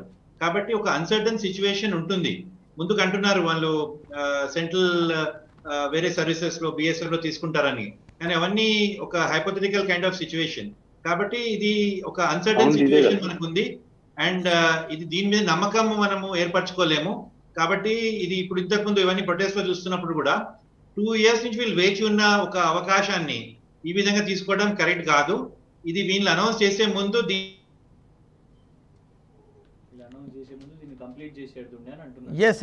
కాళిదాస్ గారు ఏం చెప్తారు? నాకు ఒక 2 నిమిషాలు టైం ఇస్తే నేను వివరిస్తానండి. మేజర్ గారు మిగతా వాళ్ళు చెప్పినట్టు 2 అంశాలు ఉన్నాయి. ఒకటి, ఆఫీసర్స్ లో కూడా షార్ట్ సర్వీస్ కమిషన్ ఉంది. మేము చేరినప్పుడు, నేను పర్మనెంట్ కమిషన్ చేరాను, కానీ నా బ్యాచ్మేట్స్ షార్ట్ సర్వీస్ కమిషన్ అంటే 5 ఏళ్లు మాత్రమే పనిచేసి ఆ తర్వాత బయటకు వెళ్ళిపోయారు. ఎటువంటి పెన్షన్ లేదు. కాకపోతే వాళ్ళందరూ చేతిలో ఇంజనీరింగ్ డిగ్రీతో చేరారు లేదా ఇతర డిగ్రీలో చేరారు. కనుక 5 ఏళ్ల తర్వాత వాళ్ళకి కొద్ది గొప్ప గ్రాట్యుటీ వచ్చి ఉంటుంది. ఆ రోజున పే కమిషన్ ప్రకారము వాళ్ళు బయటకు వెళ్ళారు. ఇప్పుడు 2 సిచ్యువేషన్స్ ఉన్నాయి. ఒకటి, వాళ్ళు 10th అండ్ ఇంటర్మీడియట్ క్వాలిఫికేషన్ లో చేరిన తర్వాత ఏమవుతుంది అంటే, ఆఫీసర్స్ కి వచ్చినటువంటి అవకాశం 3 రకాలుగా: లీడర్షిప్ క్వాలిటీస్, డైనమిక్ థింకింగ్, ఆ తర్వాత లీడింగ్ అంటే ఎవరినైనా ముందుకు నడిపించేటువంటి లీడర్షిప్ క్వాలిటీస్ అంటాం. ఈ 3 ఈ 5 ఏళ్ల సర్వీసులో ఆఫీసర్స్ చాలా వరకు నేర్చుకో అవకాశం ఉంది. కానీ ఇదే సోల్జర్స్ అండ్ ఎయిర్మెన్స్ వచ్చేటప్పటికి పరిస్థితి ఏమిటంటే, వాస్తవ పరిస్థితులు మేము అందులో పనిచేసాం. ఆఫీసర్స్ ఎలాంటి డెసిషన్ తీసుకున్నా దాన్ని గుడ్డిగా తూచా తప్పకుండా ఫాలో కావటమే ఎక్కువ శాతం ఎయిర్మెన్ లో కానీ సైనికులతోనూ ఉంటుంది. దానివల్ల ఏమవుతుంది, రేపు వాడు బయటకు వచ్చిన తర్వాత ఒకవేళ డిగ్రీ ఉన్నా, చేతిలో డిగ్రీ ఉండి 21 ఏళ్లకి చేరిన బయటకు వచ్చిన తర్వాత అటువంటి ఎక్స్పోజర్ లేకుండా ఉన్నప్పుడు ఈ రోజు ఉన్నటువంటి కార్పొరేట్ వరల్డ్ లో సాఫ్ట్వేర్ కానివ్వండి, హార్డ్వేర్ కానివ్వండి, ఆటోమొబైల్స్ కానివ్వండి, ఏ సెక్టార్ తీసుకున్నా కూడా వాళ్ళు తమ తోటి విద్యార్థులు 4 ఏళ్లలో పెంపొందించుకున్నటువంటి స్కిల్స్ కి మ్యాచ్ కావడం చాలా కష్టము. ఇక రెండవది 10th అండ్ ఇంటర్మీడియట్ క్వాలిఫికేషన్ తో వచ్చి 4 ఏళ్ల తర్వాత బయటకు వచ్చిన పరిస్థితి ఇంకా దారుణంగా ఉంది. ఎందుకంటే చేతిలో డిగ్రీ ఉండదు. అంటే డిగ్రీ ఉండి కూడా ఎక్స్పోజర్ అవకాశం తక్కువ, డిగ్రీ లేకుండా కూడా ఎక్స్పోజర్ అవకాశం తక్కువ. సో దీన్ని ఎలాగైనా గ్యాప్ ఎలా ఫిలప్ చేయాలి అన్న దాని మీద ప్రభుత్వం కసరత్తు చేసి దానికి ఏదన్నా మార్పులు చేర్పులు చేస్తే తప్ప, లేకపోతే సోల్జర్స్ లెవెల్లో షార్ట్ సర్వీస్ ఏదైతే ఉంటుందో అది చాలా మనం కాంప్రమైజ్ అవుతున్నట్టు ఉంటుంది. రెండవ పాయింట్, వాళ్ళు ఆ జాబ్ లో ఉంటూ కూడా ఓకే నెక్స్ట్ 3 ఏళ్లలో నేను వెళ్ళిపోతాను, ఎందుకు వచ్చాను, సరే వెనక్కి వెళ్ళిపోతాను, ఆ మోటివేషన్ తగ్గిపోతుంది. ఇది చాలా డేంజరస్. దేశాన్ని కాపాడే వాళ్ళల్లో మోటివేషన్ కనుక లేకపోతే, ఎందుకంటే ఉద్యోగాలు మామూలు ఉద్యోగాలు లాంటివి కావు, ఒక ప్రత్యేకమైన ప్యాషన్ తో చేసేవి, దేశభక్తితో చేసేవి. ఆ డిమోటివేటెడ్ కనుక అయితే ఇది చాలా ప్రమాద ఘంటికలు మోగిస్తుంది. దేశవ్యాప్తంగా కొనసాగుతున్న ఆందోళనలు నిరసనపై కేంద్ర మంత్రి రాజ్నాథ్ సింగ్ ఇప్పుడే స్పందించారు. ఒకసారి ఏమన్నారో చూద్దాం. आंदोलन अभी भी चल रहे हैं, जो छात्र हैं या जो लोग भर्ती होना चाहते हैं। केंद्र सरकार द्वारा घोषित की गई अग्निपथ योजना भारत के नौजवानों को देश की रक्षा व्यवस्था से जुड़ने और देश की सेवा करने का एक सुनहरा अवसर देता है। अग्निवीर हूं, यह उनकी ताजिंदगी के लिए पहचान बन जाती है। पिछले 2 साल से सेना में भर्ती की प्रक्रिया न होने के कारण बहुत से नौजवानों को सेना में भर्ती होने का अवसर नहीं मिला, यह सच्चाई है। इसलिए युवाओं के भविष्य को ध्यान में रखते हुए और उनके प्रति संवेदनशीलता दिखाते हुए प्रधानमंत्री जी के अनुमोदन पर सरकार ने फैसला किया है कि अग्निवीरों की भर्ती की आयु सीमा को इस बार बढ़ाकर 21 से 23 वर्ष कर दिया जाए। यह वन टाइम रिलैक्सेशन दिया गया है। इससे बहुत सारे नौजवानों को अग्निवीर बनने की पात्रता स्वतः मिल जाएगी। और मैं यह भी कहना चाहता हूं कि भर्ती प्रक्रिया कुछ ही दिनों में प्रारंभ होने जा रही है। मैं सभी नौजवानों से अपील करता हूं कि सेना में भर्ती होने की वह तैयारी करें और इसका पूरा लाभ उठाएं। धन्यवाद। अग्निपथ पै केंद्र मंत्री विवरण। భారతం బగ్గుమంటున్నది. ఓవైపు ఆజాదీ అమృతోత్సవాలు ఘనంగా జరుపుకుంటున్న వేళ మరోవైపు ఇంటా బయట పెను వివాదాల అశాంతి కల్లోలంతో దేశం అట్టుడికిపోతుంది. అంతర్జాతీయంగా అనేక దేశాల్లో భారతదేశ పరువు ఇప్పటికే గంగలో కలిసింది, మంటలో కలిసింది. సన్నిహిత వ్యాపారవేత్తల ప్రయోజనాలు కాపాడేందుకు మోదీ సర్కార్ అడుగడుగునా ప్రయత్నిస్తుంది తప్ప జై జవాన్ జై కిసాన్ అనే నినాదాన్ని అమలు చేసే పరిస్థితి లేదు. జై జవాన్ జై కిసాన్ మన జై కిసాన్ నినాదాన్ని ఒకసారి మనం నెమరు వేసుకుంటే, ఒకసారి వెనక్కిపోతే నల్ల చట్టాలను తీసుకువచ్చి ఆ తర్వాత రైతుల ఆగ్రహంతో క్షమాపణ చెప్పిన సందర్భం చూసాం. వ్యవసాయంలో వివాదం, అమ్మకానికి ప్రభుత్వ రంగ సంస్థలు, దర్యాప్తు సంస్థల దుర్వినియోగం, న్యాయ వ్యవస్థపై పరోక్ష దాడి అదాలతులను ధిక్కరించింది, భయంకరమైన ధరలు పెంచేసింది. పతనావస్థలో ఆర్థిక రంగం కుదలైపోతుంది, రూపాయి పతనం జరిగిపోయింది. ఏం చెప్తానంటే ఇంత అధ్వానమైన పరిస్థితి, దుర్భర పరిస్థితి మనం చూసామా? ఎమర్జెన్సీ టైంలో నేను 10th క్లాస్ చదువుతున్నాను. ఆ సమయంలో కూడా ఇంత దారుణమైన నియంతృత్వం అనేది చూడాలి. అసలు మనం ఎక్కడ ఇందిరాగాంధీ అంత అంటే దారుణంగా పరిపాలించి ఉక్కుపాదంతో అన్ని అణిచేసినా కూడా ఇవాళ మోదీ సర్కారు అనుసరిస్తున్నంత నియంతృత్వ విధానాలు, డిక్టేటర్ పాలసీ అసలు ఏనాడు ఎవరు జరిగింది స్వతంత్ర భారతదేశంలో. ఇవాళ మనం చూస్తున్నాం. ఇప్పుడు మీ చదివారు లిస్ట్ అంతా మొన్నటిదాకా వ్యవసాయదారుల మీద పడి విధ్వంసం చేశారు. మళ్ళీ ఇప్పుడు నిత్యావసర వస్తువుల ధరలు పెంచి, పెట్రోల్ ధరలు పెంచి సామాన్య ప్రజల్ని హాహాకారాలు పెట్టేస్తున్నారు. ఇవాళ మళ్ళీ పిల్లల జీవితాలతో ఆడుకుంటున్నారు. మీరు పిల్లల జీవితాలతో ఆడుకుంటున్నారా, దేశ రక్షణ వ్యవస్థ ఆడుకుంటున్నారా? ఇందాక మన స్క్వాడ్రన్ లీడర్ వారు చెప్పినట్టు ఏం చెప్పారు వారు? కాస్ట్ కటింగ్ అనే మాట తెచ్చారు వాళ్ళు. దేశంలో ప్రపంచంలో ఎక్కడైనా సరే, ఏ దేశమైనా సరే ఏటికేటిగా ఆ రక్షణ రంగ బడ్జెట్ పెంచుకుంటూ పోతుంటుంది. అది కొత్త కొత్త ఆయుధాలు కొంటాం కానీ, ఎమ్యూనిషన్ కొంటాం కానీ, వీటి వల్ల పెంచుకుంటూ పోతాయి. కానీ కాస్ట్ కటింగ్ అనేది ఇంతవరకు రక్షణ రంగంలో కాస్ట్ కటింగ్ అనే మాట ఇంతవరకు నేనైతే ఎక్కడ వినలేదు. వెంకట్ గారు ఫస్ట్ టైం వింటున్నారు. కాస్ట్ కటింగ్ అని మీరు అంత ఇదిగా ఉన్నా అంటే మీరు ఏం చెప్పదలుచుకున్నారు? 8 ఏళ్లలో దేశ ఆర్థిక వ్యవస్థ పాడైపోయింది. ఏమి లేదు. ఇదేనా మీరు చెప్పదలుచుకుంది కాస్ట్ కటింగ్ అంటే? శివకిరణ్ గారు, కాస్ట్ కటింగ్ నిజంగా కూడా రక్షణ రంగంలో, సైనిక రంగంలో ఇలాంటి కాస్ట్ కటింగ్ ఉంటుందా? మీరు అన్నది కరెక్ట్ అండి. ఇది అసలు టోటలీ ఇన్వాలిడ్, నాట్ యాక్సెప్టబుల్. కొన్ని ఫిగర్స్ మీకు చెప్తాను just to bring you on platform. Per capita చూస్తే ఇండియాలో మనం ఖర్చు పెట్టేది $43 పర్ క్యాపిటా ఆన్ డిఫెన్స్. అదే పాకిస్తాన్ చూస్తే $49. అదే చైనా చూస్తే $163 ఖర్చు పెడుతున్నారు. సో మీరు అన్నట్టు అందరూ ఎక్కువ చేస్తున్నారు. తర్వాత డిఫెన్స్ ఎక్స్పెండిచర్ మన జీడిపి తోని కంపేర్ చేసి చూస్తే ప్రపంచంలో యుఎస్ 38% వరకు డిఫెన్స్ మీద స్పెండ్ చేస్తుంది. అమెరికా, చైనా ఏమో 14% స్పెండ్ చేస్తుంది. ఇండియా ఏమో 3.6% స్పెండ్ చేస్తుంది. అయితే ఇప్పుడు చైనా పాకిస్తాన్ తోటి మనకు సిచ్యువేషన్ అంతా తెలిసిందే. ఇటువంటి పరిస్థితుల్లో ఈ కాస్ట్ కటింగ్ మాట్లాడడం అన్నది విడ్డూరంగా ఉంది. తర్వాత ఇప్పుడు సంతోష్ బాబు గారు సూర్యాపేట నుంచి, తెలంగాణ నుంచి, అయితే అటువంటి వాళ్ళని ఎంతమందిని మనం ఇంకా మాటియర్ చేయగలుగుతాము?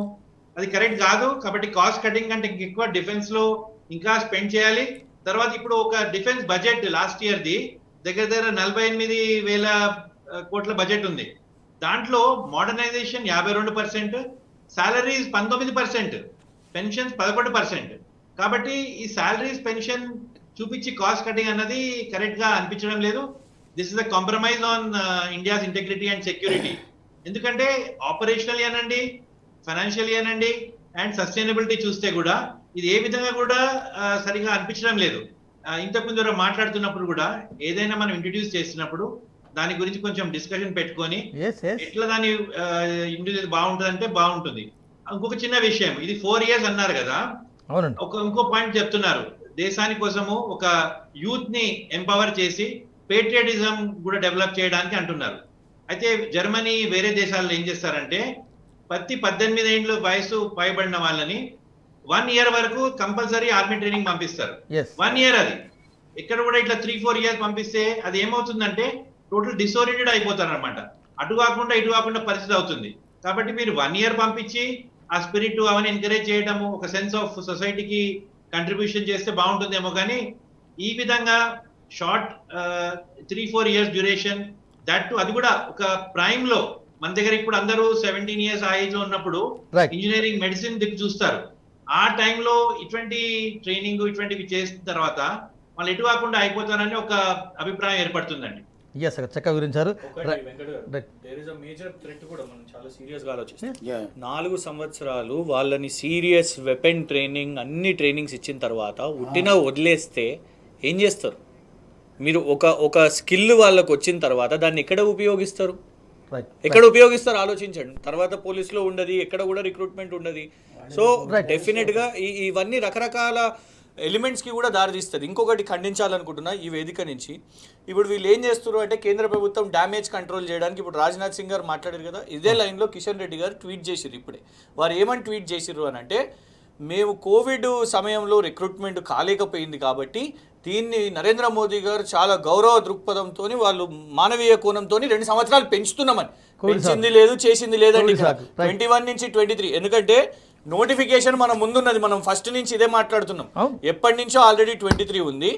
ఎస్జిడి ఆల్ ఆర్మ్స్ వాళ్ళకు మాత్రమే 21 to 23 చేసిరు. వీళ్ళు ఏం చేసిరంటే ఫస్ట్ మొత్తం అది కూడా ఈ నిరసనలు అవుతున్నాయి కాబట్టి దాని తర్వాత ఇది టేకప్ చేసిరు. కొత్త జిమ్మిక్ అది. కానీ ముందున్న నోటిఫికేషన్ అన్ని కూడా ఇందులో చాలా స్పష్టంగా 17.5 నుంచి 23 ఉన్నది. దాని తర్వాత 4 సంవత్సరాలు మాత్రమే. అంటే ఇట్లాంటి డ్రామా చేస్తారు. ఫస్ట్ వీళ్ళే అనౌన్స్ చేసి 21కి అనౌన్స్ చేసి మళ్ళీ తర్వాత చూసినావా మేము 23కి పెంచినామని ఇప్పుడు ఇది ఒక డప్పు కొట్టుడు మొదలవుతుంది. సికింద్రాబాద్ స్టేషన్కి వచ్చే ఎక్కడి రైళ్లు అక్కడ ఆగిపోయాయి. దాదాపు 74 ఎక్స్ప్రెస్ రైళ్లు ఎక్కడికక్కడ నిలిచిపోయాయి, ఆగిపోయాయి. ప్రయాణికులు ఎక్కడి వరక్కడ అటు భువనగిరి, అదేవిధంగా మహబూబ్ నగర్, తర్వాత మేడ్చల్ ఈ రైల్వే ట్రాక్ల వెంట వెళ్తూ ఆయా ప్రయాణ మార్గాల ద్వారా వెళ్తున్నారు. ఇంకా దేశవ్యాప్తంగా ఇలాంటి ఘటనలు జరుగుతున్నాయి. ఉత్తర భారతదేశాన అదేవిధంగా మిగిలిన ప్రాంతాల్లో దేశవ్యాప్తంగా ఇలాంటి ఆందోళనలు కొనసాగుతున్నాయి. మా ఢిల్లీ ప్రతినిధి శివ లైవ్లోకి వస్తారు. ఒక చిన్న రైట్, వెల్కమ్ బ్యాక్. చర్చ కొనసాగుతుంది. రైట్, ఢిల్లీ అదేవిధంగా ఇతర రాష్ట్రాల్లో పరిస్థితి ఏ విధంగా ఉంది వివరించడానికి మా ఢిల్లీకి ప్రతినిధి శివ లైవ్లో ఉన్నారు.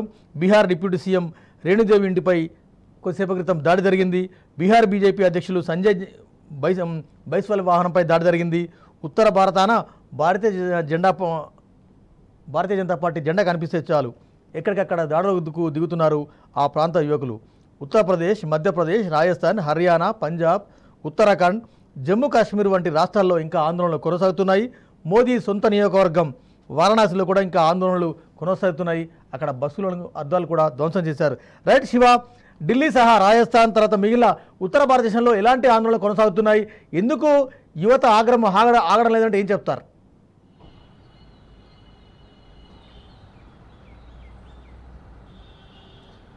వెంకట్, త్రివిధ దళాల్లో నియామకాలే లక్ష్యంగా కేంద్ర ప్రభుత్వం తాజాగా తీసుకొచ్చినటువంటి అగ్నిపథ్ స్కీమ్ అనేది యావత్ భారతదేశాన్ని అట్టుడికిస్తున్నటువంటి పరిస్థితి కనపడుతూ ఉంది. ఏదైతే ఈ ఆర్మీ సంబంధించినటువంటి ఉద్యోగార్థులు ఎవరైతే ఉన్నారో వారు ఈ స్కీమ్ ప్రకటించినప్పటి నుంచి కూడా పెద్ద ఎత్తున ఆందోళన కొనసాగిస్తున్నటువంటి సందర్భాన్ని కూడా మనం చూస్తున్నాం. గడిచిన 2 రోజుల నుంచి ముఖ్యంగా బీహార్ కావచ్చు, యూపీ, అలాగే రాజస్థాన్, హర్యానా ఇటువంటి రాష్ట్రాల్లో పెద్ద ఎత్తున తమ ఆందోళన కొనసాగిస్తూ ఉన్నారు. ఖచ్చితంగా కేంద్ర ప్రభుత్వం తాజాగా ప్రవేశపెట్టినటువంటి ఈ అగ్నిపథ్ స్కీమ్ను వెనక్కి తీసుకోవాలని వారు డిమాండ్ చేస్తున్నారు. అయితే ముఖ్యంగా వారు చెప్తున్నటువంటి అంశాన్ని కూడా చాలా కీలకమైన అంశం చెప్తా ఉన్నారు.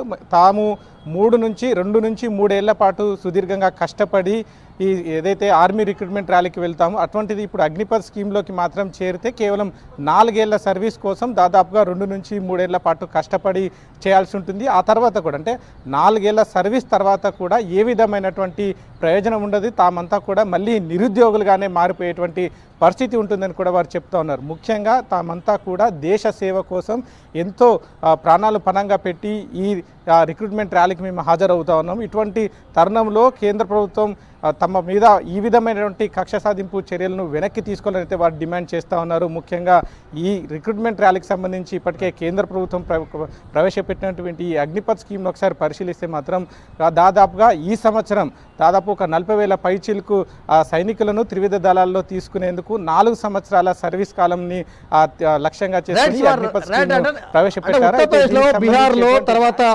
మధ్యప్రదేశ్లో, రాజస్థాన్లో ఆయా రాష్ట్రాల్లో ఎలాంటి ఆందోళన కొనసాగుతున్నాయి? ఆ ఆందోళన మీద మీకున్న లేటెస్ట్ అప్డేట్ ఏంటి?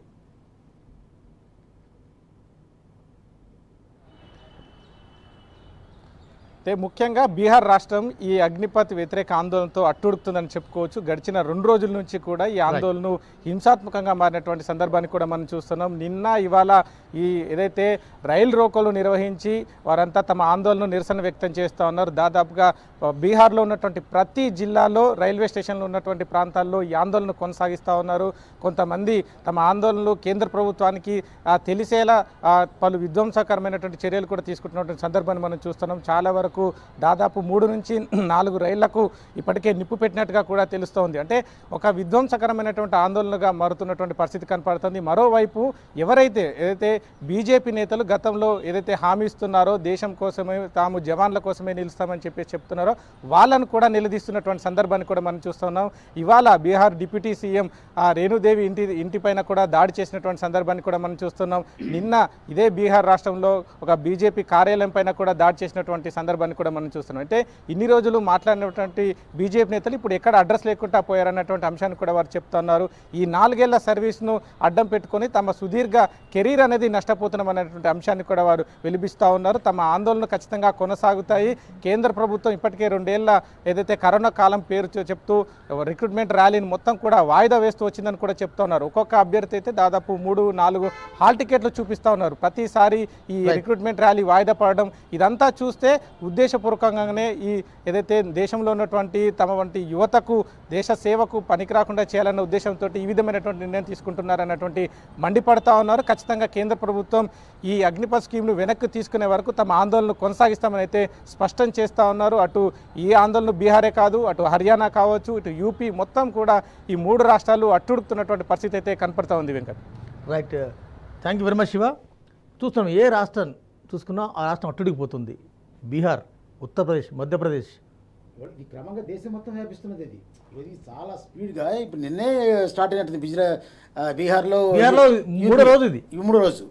మరి ఇవాళ సడన్గా ఇవాళ మన సికింద్రాబాద్లో, హైదరాబాద్లో చూస్తున్నాం. ఇది దీనివల్ల రైళ్ళు ఆగిపోవడం, మెట్రో రైలు కూడా అయిపోయింది. దాదాపు అయిపోయింది.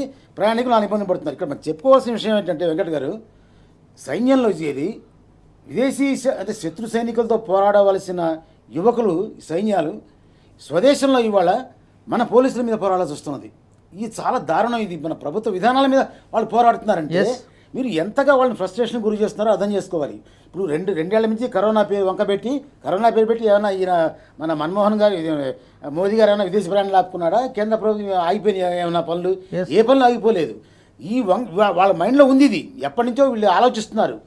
టెంపరీగా ఉద్యోగాలు తీసుకొని వాళ్ళని 4 ఏళ్ళు కాస్ట్ కటింగ్ పెట్టి అంటే వాళ్ళకి ఇవ్వాల్సిన బెనిఫిట్స్ కానివ్వండి, ఏదైనా కానివ్వండి, అవి వాళ్ళను ఆ డబ్బులు సేవ్ చేసుకోవడానికి. అంటే ఏంది అవి కూడా నీకు అంబానీకి ఆదాయానికి ఇచ్చేస్తావా ఫ్యూచర్లో? వాడి దేశ సంపద ఎట్లయితే కట్టబెడుతున్నావు మొత్తానికి. ఇవాళ అదానికి చూసాం కదా, ఏషియాలోనే నెంబర్ 2 ఆయన. అంటే 15-16 రెట్లు ఆయన ఆస్తులు పెరిగిపోయినాయి. ఈ రకంగా నువ్వు ప్రైవేటు వాళ్ళకి దోచిపెడుతూ ఈ దేశం కోసం కష్టపడి ప్రాణాలు కూడా పోవడానికి సిద్ధపడుతున్న యువకులతో జీవితాలతో నువ్వు చెలగాట్లాడుతుంటే దేశానికి నువ్వు ఏం చేస్తున్నట్టు సేవ? 8 ఏళ్ల నుంచి బీజేపీ ఏం చేస్తున్నదో ఇప్పుడు వాళ్ళ సమాధానం చెప్పుకోవాలి. ఇంకొక విషయం కూడా చెప్పుకోవాలి. ఇది రాను దీన్ని చూడండి మీరు ఫ్యూచర్లో, అంటే రేపు కానీ ఎల్లుండి జరుగుతుంది ఖచ్చితంగా. ఇది దీనికి రాజకీయ రంగు పురుగు వస్తారు. దీనికి అంటే ఆ రాజకీయ మనం గిట్టని పార్టీలు ఏవైతే ఉన్నావో వాళ్ళే చేస్తారని చెప్పి ఆరోపణలు చేస్తారు.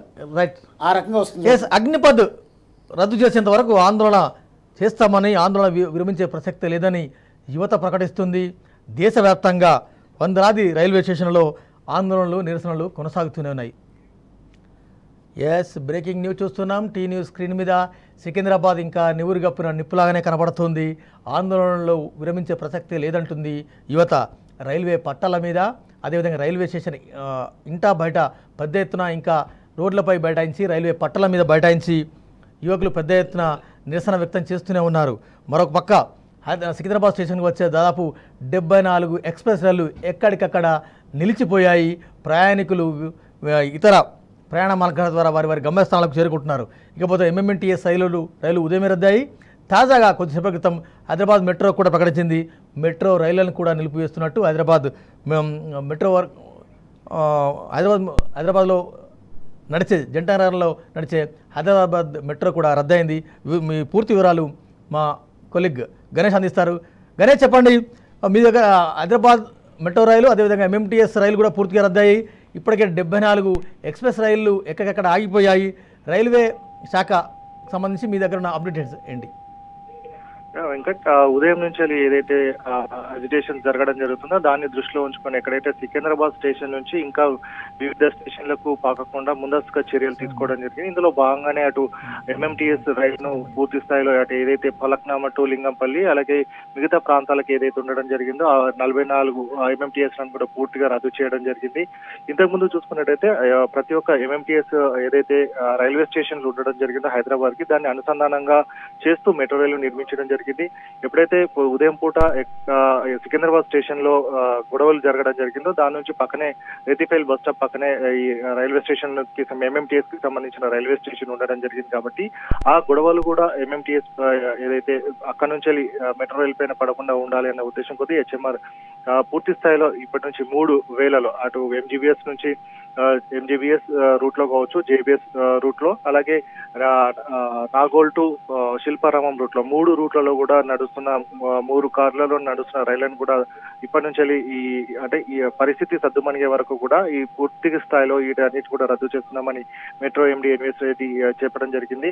సో ముందస్తుగా వీటన్నిటిపైన కూడా ప్రికాషనరీ ఇవన్నీ చర్యలు తీసుకుంటామని చెప్పడం జరిగింది. అటు MMTS రైలు కావచ్చు, అలాగే సికింద్రాబాద్ స్టేషన్ నుంచి నడిచే రైళ్లన్నిటి కూడా రద్దు చేయడం జరిగింది. పూర్తి స్థాయిలో ఇప్పటి వరకు కూడా 44 MMTS రైళ్లను కూడా పూర్తి స్థాయిలో రద్దు చేయడం జరిగింది. అలాగే కొన్ని ట్రైన్లను పాక్షికంగా చెల్లపల్లి టెర్మినల్ నుంచి కూడా డైవర్ట్ చేయడం జరిగింది. Right, thank you very much Ganesh.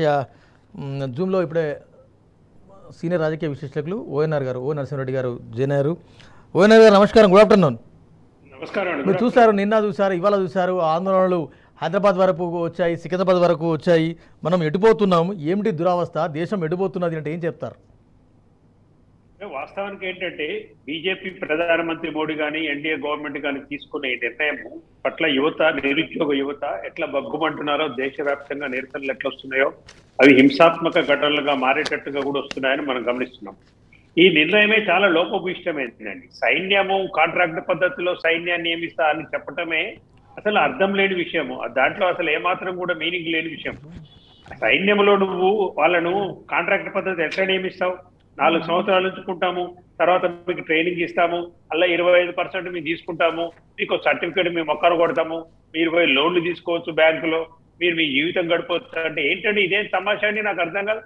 సైన్యం ఎట్లుండాలి, ఎట్లా దేశభక్తి నువ్వు ఎట్లా దూరిపోస్తావు, దేశభక్తిగా వాళ్ళు ఎట్లా పనిచేయాలి, వాళ్ళకి వచ్చే రిటైర్మెంట్ బెనిఫిట్స్ ఏంటి అంటే ఇదంతా ఏంటంటే టోటల్ గా రిటైర్మెంట్ బెనిఫిట్స్ ఏవైతున్నాయో సైన్యానికి పెన్షన్ కానీ వాళ్ళ మిలిటరీ క్యాంటీన్లు కానీ మిగతాకి సంబంధించిన సౌకర్యాలన్నీ కట్ చేసేసి వీళ్ళు ఇదంతా ఎగ్గొట్టేసకలు కాకపోతే నీటిలో ఏం లేదు. ఇంకా ఇదంతా ఒకటేనే మీరు బయటికి పోయి లోన్లు తీసుకోండి. ఏం లోన్లు తీసుకుంటారు, ఇచ్చిన వాళ్ళకి ఎంతమందికి ఇస్తున్నారు, నీ ముద్రాలలో లెడిపోయినాయి, భారతదేశ వ్యాప్తంగా ఎన్ని కోట్ల మందికి ముద్ర లోన్లు ఇచ్చినావు, తెలంగాణలో ఎంతమందికి ఇచ్చినావు, ఇవన్నీ ఏంటంటే దొంగ నాటకాలు ఆడటం మోడీ గవర్నమెంట్ కి చాలా ఆనవాయితీగా మారింది. ఇప్పుడు ఇక్కడ తెలంగాణ రాష్ట్రంలో కేసీఆర్ గారి పరిపాలనలో వెంకట్ గారు మనం ఒకటి గమనిస్తే కాంట్రాక్ట్ పదం అనేది నాకు వినబడద్దు అని చెప్పింది కేసీఆర్ గారు. కాంట్రాక్ట్ పదం అనేది వినవద్దను. 26,000 మందిని ఉన్న కాంట్రాక్ట్ పద్ధతులు ఉన్న వాళ్ళని హైకోర్టు అభ్యంతరాలు తెలిపినా కానీ రెగ్యులరైజ్ చేసింది కేసీఆర్ గారు ఇక్కడ. ఇప్పుడు నువ్వు దేశంలోనేమో మిలిటరీలో, అది కూడా ఆర్మీలో 3 దళాధిపతులలో, అది ఎయిర్ ఫోర్స్ కానీ, నావికా దళం కానీ, పదాతి దళం కానీ, ఈ మూడిటల్లో మేము 1,00,000 మందిని రిక్రూట్ చేస్తాము. దాంట్లో 46,000 మందిని ఇమీడియట్ గా చేస్తాము. ఆ 46,000లో మీరు అందరు కూడా వచ్చి జాయిన్ కావచ్చు, ట్రైనింగ్ ఇస్తాము. 4 సంవత్సరాలు ట్రైనింగ్ ఇచ్చిన తర్వాతనంట దాంట్లో 25% తీసుకుంటాం, 1/4 తీసుకుంటాం. మిగతా వాళ్ళ పరిస్థితి ఏంటి? ఎట్లా మీ కమిట్మెంట్, ఒక సైన్యానికి ఎంత కమిట్మెంట్ ఉంటుందండి? ఇప్పుడు సియాచిన్ లో పనిచేసే సైనికుడు 4 సంవత్సరాలు సియాచిన్ లో పెట్టి, ఆ చలిలో పెట్టి, అక్కడ ఆక్సిజన్ అంతకు సచ్చే రోజులు ఆడబెట్టి 4 సంవత్సరాల తర్వాత నువ్వు ఇంటికి వెళ్ళిపో అంటే రిటైర్మెంట్ బెనిఫిట్స్ ఇవ్వకుండా సైన్యాన్ని మోసం చేయడానికి చేసే చర్య. ఇంకొకటి వెంకట్ గారు, నా పర్సనల్ ఒపీనియన్ ఏంటంటే సైన్యం యొక్క అమరత్వాన్ని రాజకీయాలకు వాడుకుంటున్న బీజేపీ సైన్యం పట్ల వారికి ఉన్న ప్రేమ ఎంత డొల్లతనమో మనకు తెలిపోయింది. సైన్యం పట్ల వాళ్ళకి అసలు ప్రేమ లేదు, సైనికుల యొక్క పట్ల వాళ్ళకు భక్తి లేదు. కేవలం వాళ్ళకి ఏంటంటే రాజకీయం కోసమే పుల్వామా దాడిలో చనిపోయిన సైనికులు వాడుకోవటము, అక్కడ గల్వాన్ దాడిలో చనిపోయిన సైనికులను పేరు వాడుకోవటం తప్పితే సైనికులకు వీళ్ళు చేసేది ఏమి లేదు. ఈ కాంట్రాక్ట్ పద్ధతిలో ఇప్పటికైనా కానీ నిరుద్యోగులు చేస్తున్న నిరసన ప్రదర్శనలు పరిగణలోకి తీసుకోవాలి గవర్నమెంట్. ఇమ్మీడియట్ గా దీన్ని వెనకకు తీసుకోవాలని నేను డిమాండ్ చేస్తున్నాను. నిరుద్యోగుల యొక్క అసలు ఉద్యోగాలు ఇవ్వలే, 10 లక్షలు ఖాళీగా ఉన్నాయని చెప్పినారు, ఆయనే ఖాళీగా ఉన్నాయని చెప్పినాడు. ఈ నీరు కాంట్రాక్ట్ పద్ధతి అనేది చాలా ద్రోహం అండి, ద్రోహ చర్య ఇది. ఓనర్ గారు వస్తాం మీ దగ్గరికి. అంటే కొన్ని వేల మంది రిక్రూట్ చేసుకొని ఈలోగా ఎలక్షన్స్ కేవలం ఎన్నికల కోసం ఇదంతా చేస్తున్నారన్న ఒక విమర్శ చాలా బలంగా ఉంది. బలంగా కరెక్ట్ చేసేది. ఇన్నాళ్ళ నుంచి 8 ఏళ్ల నుంచి ఒక్క ఉద్యోగం నింపని మోదీ ఇవాళ రేపు వచ్చే ఏడాదిలోగా 10 లక్షల ఉద్యోగాలు నింపని నిన్న ఆర్డర్స్ ఇచ్చారంటే అంటే నింపుతారు అది వేరే సంగతి. మొత్తానికి ఒక మాట అయితే బయటికి తెచ్చారు, ఉద్యోగాలు నింపుతామంటే ఎలక్షన్ రాబోతున్నాయి కదా, ఇంకా 2 సంవత్సరాల్లో ఎలక్షన్ వస్తుంది. ఇవన్నీ అలాగే వాటివి అంతే వీటివి అంతే. ఇప్పుడు ఓఎన్ఆర్ గారు చెప్పినట్లు ఇప్పుడు కాంట్రాక్ట్ పద్ధతి అనేది సైన్యం, ఇప్పుడు మన కేసీఆర్ గారు కాంట్రాక్ట్ అనేది మన రాష్ట్రంలో వినపడకూడదు అన్నాడు ఆయన. కాంట్రాక్ట్ ఉన్న వాళ్ళని అవుట్ సోర్సింగ్ తీసుకున్న వాళ్ళు కూడా పర్మనెంట్ చేసేస్తున్నారు. ఇప్పుడు అదే పద్ధతి. ఇప్పుడు దేశం ఏమైతే మోదీ గారు నిర్ణయం తీసుకున్న ఆ పద్ధతి ప్రకారం టెంపరీ ఉద్యోగస్తులు, టెంపరీ సైన్యం, అసలు సైన్యంలో టెంపరీ అనే మాట జీవితంలో ఎప్పుడు నేను ఇది ఫస్ట్ టైం వింటున్నాను ఇది. ఇప్పుడు అలాగే రాష్ట్ర ప్రభుత్వాలు కూడా మేము పోలీసుల్ని టెంపరీగా తీసుకుంటాం 2 ఏళ్లకో 3 ఏళ్లకో అంటే ఏమవుతుంది సమాజం? ఒక్కసారి మనం చర్చించుకోవడం కాకుండా అసలు యువత మూడు ఏ విధంగా ఉంది, యువత రక్తం ఎందుకు మసిలిపోతుంది, వారి ఆగ్రహం వెనక ఉన్న అర్థం ఏమిటి, ఒకసారి వారి వాయిస్లోనే వారి మాటలోనే విందాం. మేము 80,000 మంది ఉన్నాం సార్.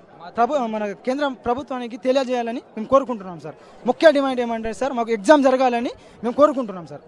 ఎందుకంటే సార్ ఇంత దూరంకి వెళ్ళి వచ్చి మాకు ఏం లేవు సార్. నాకు 1 ఎకరం భూమి ఉన్నది సార్, నాకు ఎవరు లేరు సార్. నా ఏజ్ అయిపోయింది సార్, నేను ఏం చేయాలి సార్? ఇప్పుడు రోడ్డు మీద వచ్చినా సార్, నేను కానిస్టేబుల్ కూడా అప్లై చేయలేదు సార్. ఎందుకంటే నాకు ఆర్మీ ఎట్లయినా వస్తుంది, నేను కొట్టగలను సత్తాతో, నేను కానిస్టేబుల్ అప్లై కూడా చేయలేను సార్.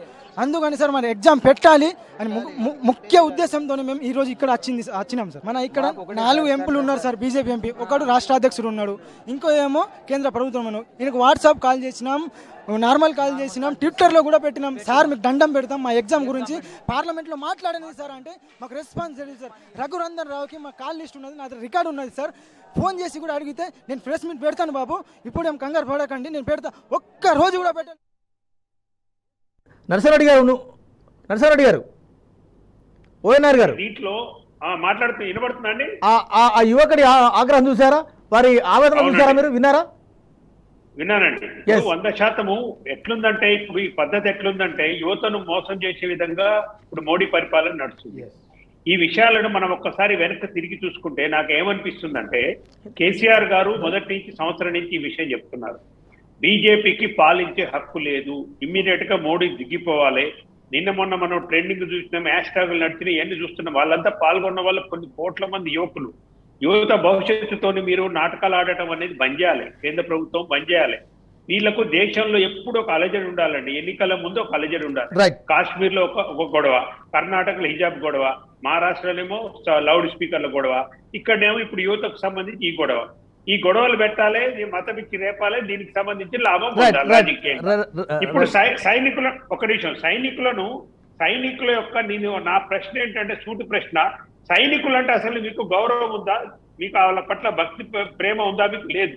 బయటికి దొంగ నాటకాలు ఆడడం తప్పితే సైనికుల అమరత్వాన్ని రాజకీయంగా వాడుకుంటున్న ఏకైక మిగతా యువకుల బయట కూడా విందాము. ఇలపాలూరు గారు, ఇందాక కృష్ణ గారు ఇప్పుడు ఇందాక ప్రీవియస్ నోటిఫికేషన్ అంటే 2 ఏళ్ల క్రితం జారీ అయిన నోటిఫికేషన్ అది రద్దు అయింది. ఆ రద్దు కావడంతో ఆ యువకుడి ఆగ్రహం, వాళ్ళు ఇచ్చిన నోటిఫికేషన్ వాళ్ళు గౌరవించట్లేదు. అవును, ఎందుకంటే 2 ఏళ్లలో వాళ్ళు బాగా ఎక్సర్సైజ్ చేశారు. అంటే ఇప్పుడు నెక్స్ట్ టైం గెలవము సరే, అది పక్కన పెడదాం అనుకోండి. ఇప్పుడు నేను ఒకటే ఎగ్జామ్ అడుగుతాను ప్రశ్న, కేంద్ర ప్రభుత్వం కానీ ఎవరైనా సరే ఒక 1 మంత్ లేకపోతే 6 months ఎంపీగానో ఎమ్మెల్యేగా చేసిన వాళ్ళకి లైఫ్ లాంగ్ పెన్షన్ ఇస్తున్నారు మన దగ్గర. అవును, మరి 4 ఏళ్ళు దేశం కోసం పనిచేసిన వాడికి పెన్షన్ ఎవరా? దేశం కోసం కాపాలా, దేశం కోసం. వాడు ఉంటాడో తెలియదు, పోతాడో తెలియదు. అవును, ఈ ఎమ్మెల్యే ఎంపీలు వీళ్ళు ఉన్న 5 ఏళ్లలో కోట్లు సంపాదించుకుంటారు. సైనికుడికి పాప ఏం రాదు, వాడు అర్ధరాత్రి పగలు లేకుండా ఆ మంచు కొండలో చెట్లలో పడి వాళ్ళు ఇంతలా అమ్యునేషన్ మోసుకుంటూ తిరగాలి. వాళ్ళు వాళ్ళని జీవితాలను ఏం చేస్తుంటే 15-18 కుర్రాలని 16 ఏళ్ల కుర్రాళ్ళని యువతను మోసం చేస్తుంటే దేశం, ఈ ప్రభుత్వం వాళ్ళకి దేశం అంటే ఏ అభిప్రాయం కలుగుతుంది చెప్పండి. ఒక్కసారి ఆ యువకుల బయటలు మరొకసారి విందాం, వారి ఆవేదనను, వారి ఆక్రందనను, వారి యొక్క నిరసన ఒకసారి చూద్దాం. రైట్, దేశవ్యాప్తంలో మేము 80,000 మంది ఉన్నాం సార్. మన కేంద్ర ప్రభుత్వానికి తెలియజేయాలని మేము కోరుకుంటున్నాం సార్. ముఖ్య డిమాండ్ ఏమంటే సార్, మాకు ఎగ్జామ్ జరగాలని మేము కోరుకుంటున్నాం సార్. ఎందుకంటే సార్ ఇంత దూరంకి వెళ్ళి వచ్చి మాకు ఏం లేవు సార్. నాకు 1 ఎకరం భూమి ఉన్నది సార్, నాకు ఎవరు లేరు సార్. నా ఏజ్ అయిపోయింది సార్. నేను ఏం చేయాలి సార్? ఇప్పుడు రోడ్డు మీద వచ్చిన సార్, నేను కానిస్టేబుల్ కూడా అప్లై చేయలేదు సార్. ఎందుకంటే నాకు ఆర్మీ ఎట్లయినా వస్తుంది, నేను కొట్టగలను సత్తాతో, నేను కానిస్టేబుల్ అప్లై కూడా చేయలేను సార్. అందుకని సార్ మన ఎగ్జామ్ పెట్టాలి అని ముఖ్య ఉద్దేశంతో మేము ఈరోజు ఇక్కడ వచ్చినాం సార్. మన ఇక్కడ 4 ఎంపీలు ఉన్నారు సార్, బీజేపీ ఎంపీ, ఒకడు రాష్ట్ర అధ్యక్షుడు ఉన్నాడు, ఇంకో ఏమో కేంద్ర ప్రభుత్వం. ఈయనకు వాట్సాప్ కాల్ చేసినాం, నార్మల్ కాల్ చేసినాం, ట్విట్టర్లో కూడా పెట్టినాం. సార్ మీకు దండం పెడతాం, మా ఎగ్జామ్ గురించి పార్లమెంట్లో మాట్లాడలేదు సార్ అంటే మాకు రెస్పాన్స్ లేదు సార్. రఘునందన్ రావుకి మా కాల్ లిస్ట్ ఉన్నది, నా రికార్డు ఉన్నది సార్. ఫోన్ చేసి కూడా అడిగితే నేను ప్రెస్ మీట్ పెడతాను బాబు, ఇప్పుడు ఏం కంగారు పడకండి, నేను పెడతా. ఒక్క రోజు కూడా పెట్టలేదు సార్ రఘునందన్ సార్. 4 ఎంపీలు ఉన్నారు సార్, ఒక్క రోజు కూడా పార్లమెంట్లో మాట్లాడలేదు సార్. బీఆర్ ఎంపీ మాట్లాడిండు. ఈరోజు వీళ్ళకి ఏమైంది సార్? 4 ఎంపీలు ఉన్నారు కదా సార్, గెలిచిండు కదా, మేమే గెలిపించినాం కదా సార్ ఓటేసి. ఇదే నా వీళ్ళది పాలన. రాష్ట్ర ప్రభుత్వం, రాష్ట్ర అధ్యక్షుడు బండి సంజయ్ ఏం చేస్తున్నాడు? ఊరు తిరుగుతున్నావు కదా, ఒక్కసారి మా గురించి ఆలోచించు సార్. మేము కూడా గరీబ్ వాళ్ళం కదా సార్, మీకు దండం పెట్టి చెప్తున్నాం సార్. మా ఎగ్జామ్ గురించి పార్లమెంట్లో ఈసారి అయినా మాట్లాడింది సార్. మేము బాగా పేదోళ్ళం సార్. కేంద్ర ప్రభుత్వం మన కిషన్ రెడ్డి ఉన్నాడు, కేంద్ర మంత్రి ఉన్నాడు, వేస్ట్ ఆయన, ఏం పనికిరాడు. ఎందుకు సార్ కేంద్ర మంత్రి అవి కూడా మీకు అర్హత ఉన్నది సార్. మీరు మోదీ దగ్గర కూర్చొని మీకు అడగచ్చు సార్, మీరు మా రాష్ట్రానికి ఇంత పిల్లలు ఉన్నారు, ఇంత సెలెక్ట్ అయ్యారు, మీరు పెట్టాలి ఎగ్జామ్ అని మీ హక్కు ఉన్నది సార్. మీరు ఎందుకు మాట్లాడతలేరు కాబట్టి ఎందుకు మాట్లాడతారంటే బీజేపీ పార్టీ కాబట్టి, బీజేపీకి సపోర్ట్ చేస్తున్నారు కాబట్టి మీరు మాట్లాడతలేరు. ఇంతకుముందు కాంగ్రెస్ ప్రభుత్వం ఉండేగా సార్, అప్పుడు 6 months 3 monthsకి ఒకసారి మన ఆర్మీ రిక్రూట్మెంట్ జరుగుతుండే సార్. మరి ఇప్పుడు ఎప్పటి నుంచి సార్ 2 yearsకి ఒకసారి ర్యాలీ జరుగుతుంది సార్. నేను 2019లో సెలెక్ట్ అయినా, ఫిజికల్ మెడికల్ అయినా, దాని తర్వాత రిటర్న్ టెస్ట్ ఉండే సార్, అది కోల్పోయినా. అది నా తప్పు, మరి ఏం తప్పు తెలియదు. ఆర్మీ హాల్ టికెట్ సార్, ఒక నిమిషం, అప్పుడు కోల్పోయినా సార్. మరి అది కసితోటి సార్, హలో సార్, అది కసితోటి 2019 నుంచి ప్రాక్టీస్ చేసిన సార్, 21 వరకు ప్రాక్టీస్ చేసిన. ఏ పని లేదు సార్, మా అమ్మ నాన్నకి ఏ పని చెప్పాలి, నువ్వు కొట్టరా బిడ్డ, నీ సత్తా ఉన్నా, నువ్వు ఎగ్జామ్ దాకా పోయినావు, మళ్ళీ ఎగ్జామ్ కొడతావు అంటే అదే కసితోటి కొట్టినా సార్. నేను ఎగ్జామ్ మళ్ళీ ఫిజికల్ మెడికల్ అన్నీ అయినా సార్ ప్రిపేర్, మళ్ళీ 2021 మార్చ్లో మళ్ళీ కొట్టినా సార్. దీని తర్వాత 1 month తర్వాత ఎగ్జామ్ పెడుతున్నారు సార్. 1 month తర్వాత ఎగ్జామ్ పెట్టలే, దాని తర్వాత పోస్ట్ పోన్ చేసిన. సరే కరోనా వల్ల పోస్ట్ పోన్ చేసిన, సరే సార్, మీకు మీ ఇబ్బంది, మాకు ఇబ్బంది సార్. సార్ అందరికి ఇబ్బంది సార్ అని మేము విడిచిపెట్టాం సార్. దాని తర్వాత మళ్ళీ పోస్ట్ పోన్ సరే సార్ మళ్ళీ పోస్ట్ పోన్ సరే సార్ పోస్ట్ పోన్ అయిపోయింది. 1.5 year అయిపోయింది సార్. 1.5 year అయిపోయింది సార్. 1.5 year అయిపోయిన తర్వాత టీఓడి అనేది ఒక లాంచ్ చేసింది సార్. టీఓడి ఎవరికి sir TO tour of duty sir. ఒక ఆర్మీ అంటే ఒక టూర్లోకి వెళ్తామా సార్?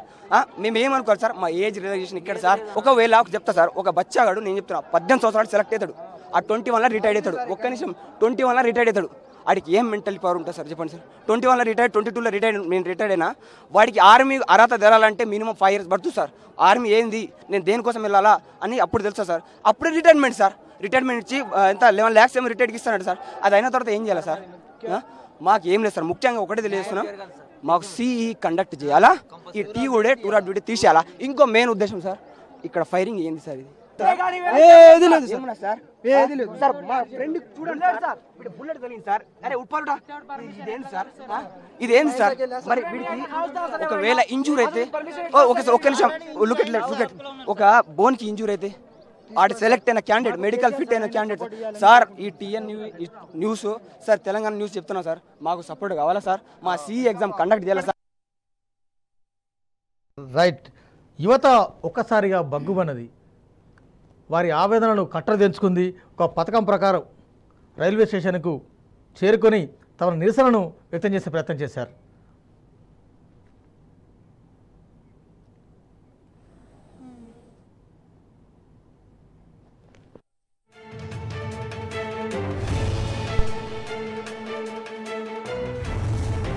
స్టేటస్ చూస్తున్నాం, వాట్సాప్ స్టేటస్ చూస్తున్నాం. సికింద్రాబాద్ రైల్వే స్టేషన్కి అందరూ రావాలి అని ఒక వాట్సాప్ గ్రూప్ క్రియేట్ చేసి అందరినీ ఇన్వైట్ చేసుకున్నారు.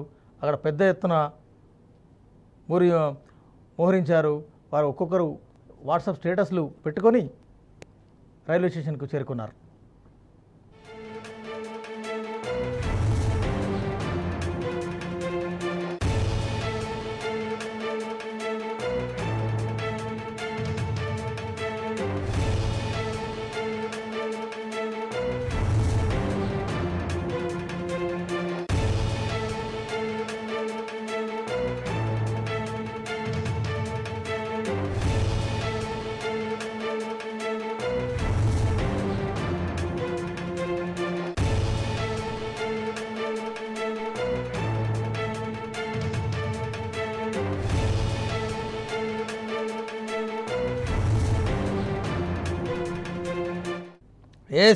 భవిష్యత్తుకు భరోసా కల్పించని స్కీమ్పై దేశవ్యాప్తంగా యువత కన్నెర్ర చేస్తున్నారు.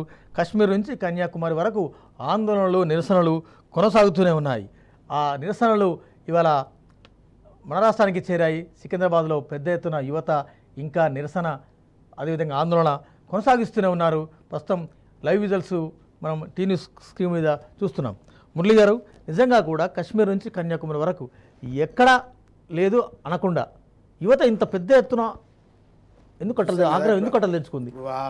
ఆ యువకుల ఆర్తనాదాలు, దాదాపు ఆక్రోశం అది.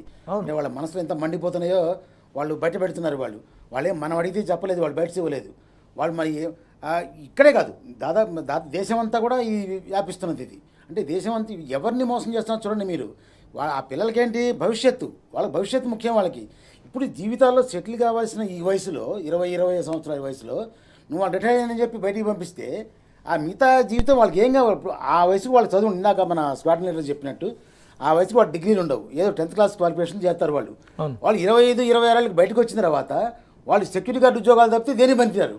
నువ్వు ఏ రకమైన తయారు చేస్తున్నావు? నువ్వు సెక్యూరిటీ గార్డ్ మీరు ఏమనుకోండి, అగ్నిపత్ అనేది ఒక లోపాల పుట్ట. అగ్నిపత్ అనేది అదేదో పోస్ట్ ఆఫీస్ స్కీమ్ పెట్టినట్టు, ఏదో లాటరీ స్కీమ్ పెట్టినట్టు.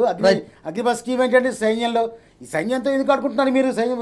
ఆ సైన్యం అప్రత్యక్షత ఇస్తున్నారు సైన్యానికి. ఓఎన్ఆర్ గారు అగ్నిపత్ పథకం మీద రిటైర్డ్ మేజర్స్, తర్వాత కల్నల్స్, కార్గిల్ యుద్ధంలో పనిచేసిన వారు అందరూ పెద్ద ఎత్తున నిరసన వ్యక్తం చేస్తున్నారు. నిజంగా కూడా ఒక ప్రభుత్వం అనేది ఒక పథకం ప్రవేశపెట్టే ముందు కన్సల్ట్ మినిస్టర్సో, లేకుంటే మాజీ సైనిక అధికారులు, లేకుంటే ఏదో ఒక కన్సల్టేషన్ జరగాలి కదా, ఒక చర్చ జరగాలి కదా, ఆ తర్వాత నిర్ణయం జరగాలి కదా. అవునండి. ఇప్పుడు వాస్తవానికి ఏంటంటే వెంకట్ గారు, ఈ పథకం, ఈ అగ్నిపథ్ గురించి బహుశా వక్తలు చెప్పే ఉంటారు. అయినా కానీ 2-3 పాయింట్లు ఏంటంటే, ఇది 17.5 సంవత్సరాల నుంచి 21 సంవత్సరాల లోపున్న యువకులు, 10th class intermediate, 10th class దీని బేసిక్ ఫౌండేషన్, అక్కడి నుంచి ఉన్న యువకులని దీంట్లో జాయిన్ చేసుకోవటం, రిక్రూట్ చేసుకోవటం. వీళ్ళందరూ రిక్రూట్ చేసుకొని 4 సంవత్సరాల ట్రైనింగ్ ఇచ్చిన తర్వాత దాంట్లో 25% ఏమో ఆఫీసర్లుగా ప్రమోషన్ ఇచ్చి మిగతా వాళ్ళను సర్టిఫికెట్లు ఇచ్చి ఒక స్కిల్ సర్టిఫికెట్ ఇచ్చి ఇంటికి పంపుతారు. మీకు ఇన్సెంటివ్స్ ఇస్తున్నాం. ఇది పథకం యొక్క సారాంశం. వీళ్ళను అగ్నివీరులు అంటారు. అగ్నివీర్ అని వీళ్ళకి బిరుదు. ఈ 100 మంది అగ్నివీరులు తయారైనాక అలా 25 మంది 25% మాత్రమే అగ్నివీరులుగా పై ఆఫీసర్లు ప్రమోట్ అయ్యి మిగతా అగ్నివీరులందరూ మీరు ఎందుకు ఇంటికి పంపిస్తున్నారు అంటే కారణం లేదు. 75 మంది ఇంటికి పోవాలి. ఎందుకు పంపిస్తున్నారో రీజన్ లేదు. రిక్రూట్ అప్పుడే చెప్తున్నారు. కాబట్టి వీడు బయటకు వచ్చి చదువుకోలేడు. ఈ 4 సంవత్సరాల తర్వాత దానికి అప్పటికే 21 సంవత్సరాల నుంచి 25 సంవత్సరాలు అయిపోతుంది. స్టడీ కంటిన్యూ చేయలేడు. బయటకు వచ్చి ఏం వ్యాపారం చేసుకోవడానికి వీలు పడదు. దీని యొక్క ఉద్దేశం మీరు బీజేపీ గవర్నమెంట్ యొక్క పరిపాలన మనం గమనిస్తే వెంకట్ గారు ఇప్పటికీ ఇస్రో ప్రైవేటైజ్ చేసినారు. 51% ఎఫ్డిఆర్ ఇన్వెస్ట్ చేసినారు. రక్షణ రంగంలో 49% ఉన్నదాన్ని కరోనా టైంలో 74% చేసినారు. మన రక్షణ రంగంలో విదేశీ పెట్టుబడులు ప్రత్యక్ష విదేశీ పెట్టుబడులు 74%. అంటే 100 రూపాయలకు 74% విదేశీలో ఉన్నాయి. ఈ ఇస్రోలో పెట్టుబడులు ప్రైవేటైజ్ చేయటము, రక్షణ రంగంలో ఈ 74% విదేశీ పెట్టుబడులు ఆహ్వానించటము, ఇప్పుడు కాంట్రాక్ట్ పద్ధతిలో సైన్యాన్ని మేము రిక్రూట్ చేసుకుంటామంటే ఇవన్నీ చూస్తుంటే మొత్తం భారతదేశ రక్షణే అసలు ఏంటిదంటే ప్రశ్నార్థకంగా తయారైపోయింది. దేశ రక్షణ ప్రశ్నార్థకంగా తయారైంది. దేశభక్తి అనే దానికి వీళ్ళు చెప్పే ముద్రలు ఏవైతే వేస్తున్నారో బీజేపీ వాళ్ళు, వీళ్ళు దేశ ద్రోహులుగా మిగిలిపోవడం ఖాయం అనిపిస్తుంది నాకైతే ప్రస్తుతం. ఒక చిన్న బ్రేక్ తీసుకుంటానండి, మనం మళ్ళీ మీదకి వస్తాను. మరొకసారి సికింద్రాబాద్ రైల్వే స్టేషన్ వైపు వెళ్ళొద్దాం. సికింద్రాబాద్ రైల్వే స్టేషన్ ఆవరణలో మా క్రైమ్ బ్యూరో చీఫ్ భాస్కర్ అక్కడే ఉన్నారు. భాస్కర్, ఏంటి రైల్వే స్టేషన్లో పరిస్థితి? స్టేషన్ స్టేషన్ బయట ఏ విధంగా ఉంది? పరిస్థితి అదుపులోకి వచ్చిందంటే ఏం చెప్తారు?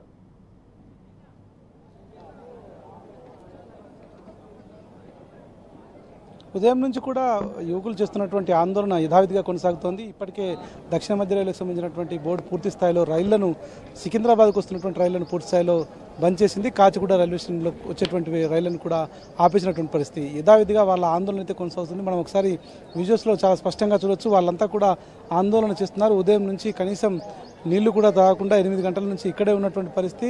కేవలం వాళ్ళు చెప్తున్నది ఒకటి, అగ్నిపథ్కు సంబంధించినటువంటి దాన్ని తొలగించాలి, ఈ ఎగ్జామ్ను ఇమీడియట్గా ఏర్పాటు చేయాలి.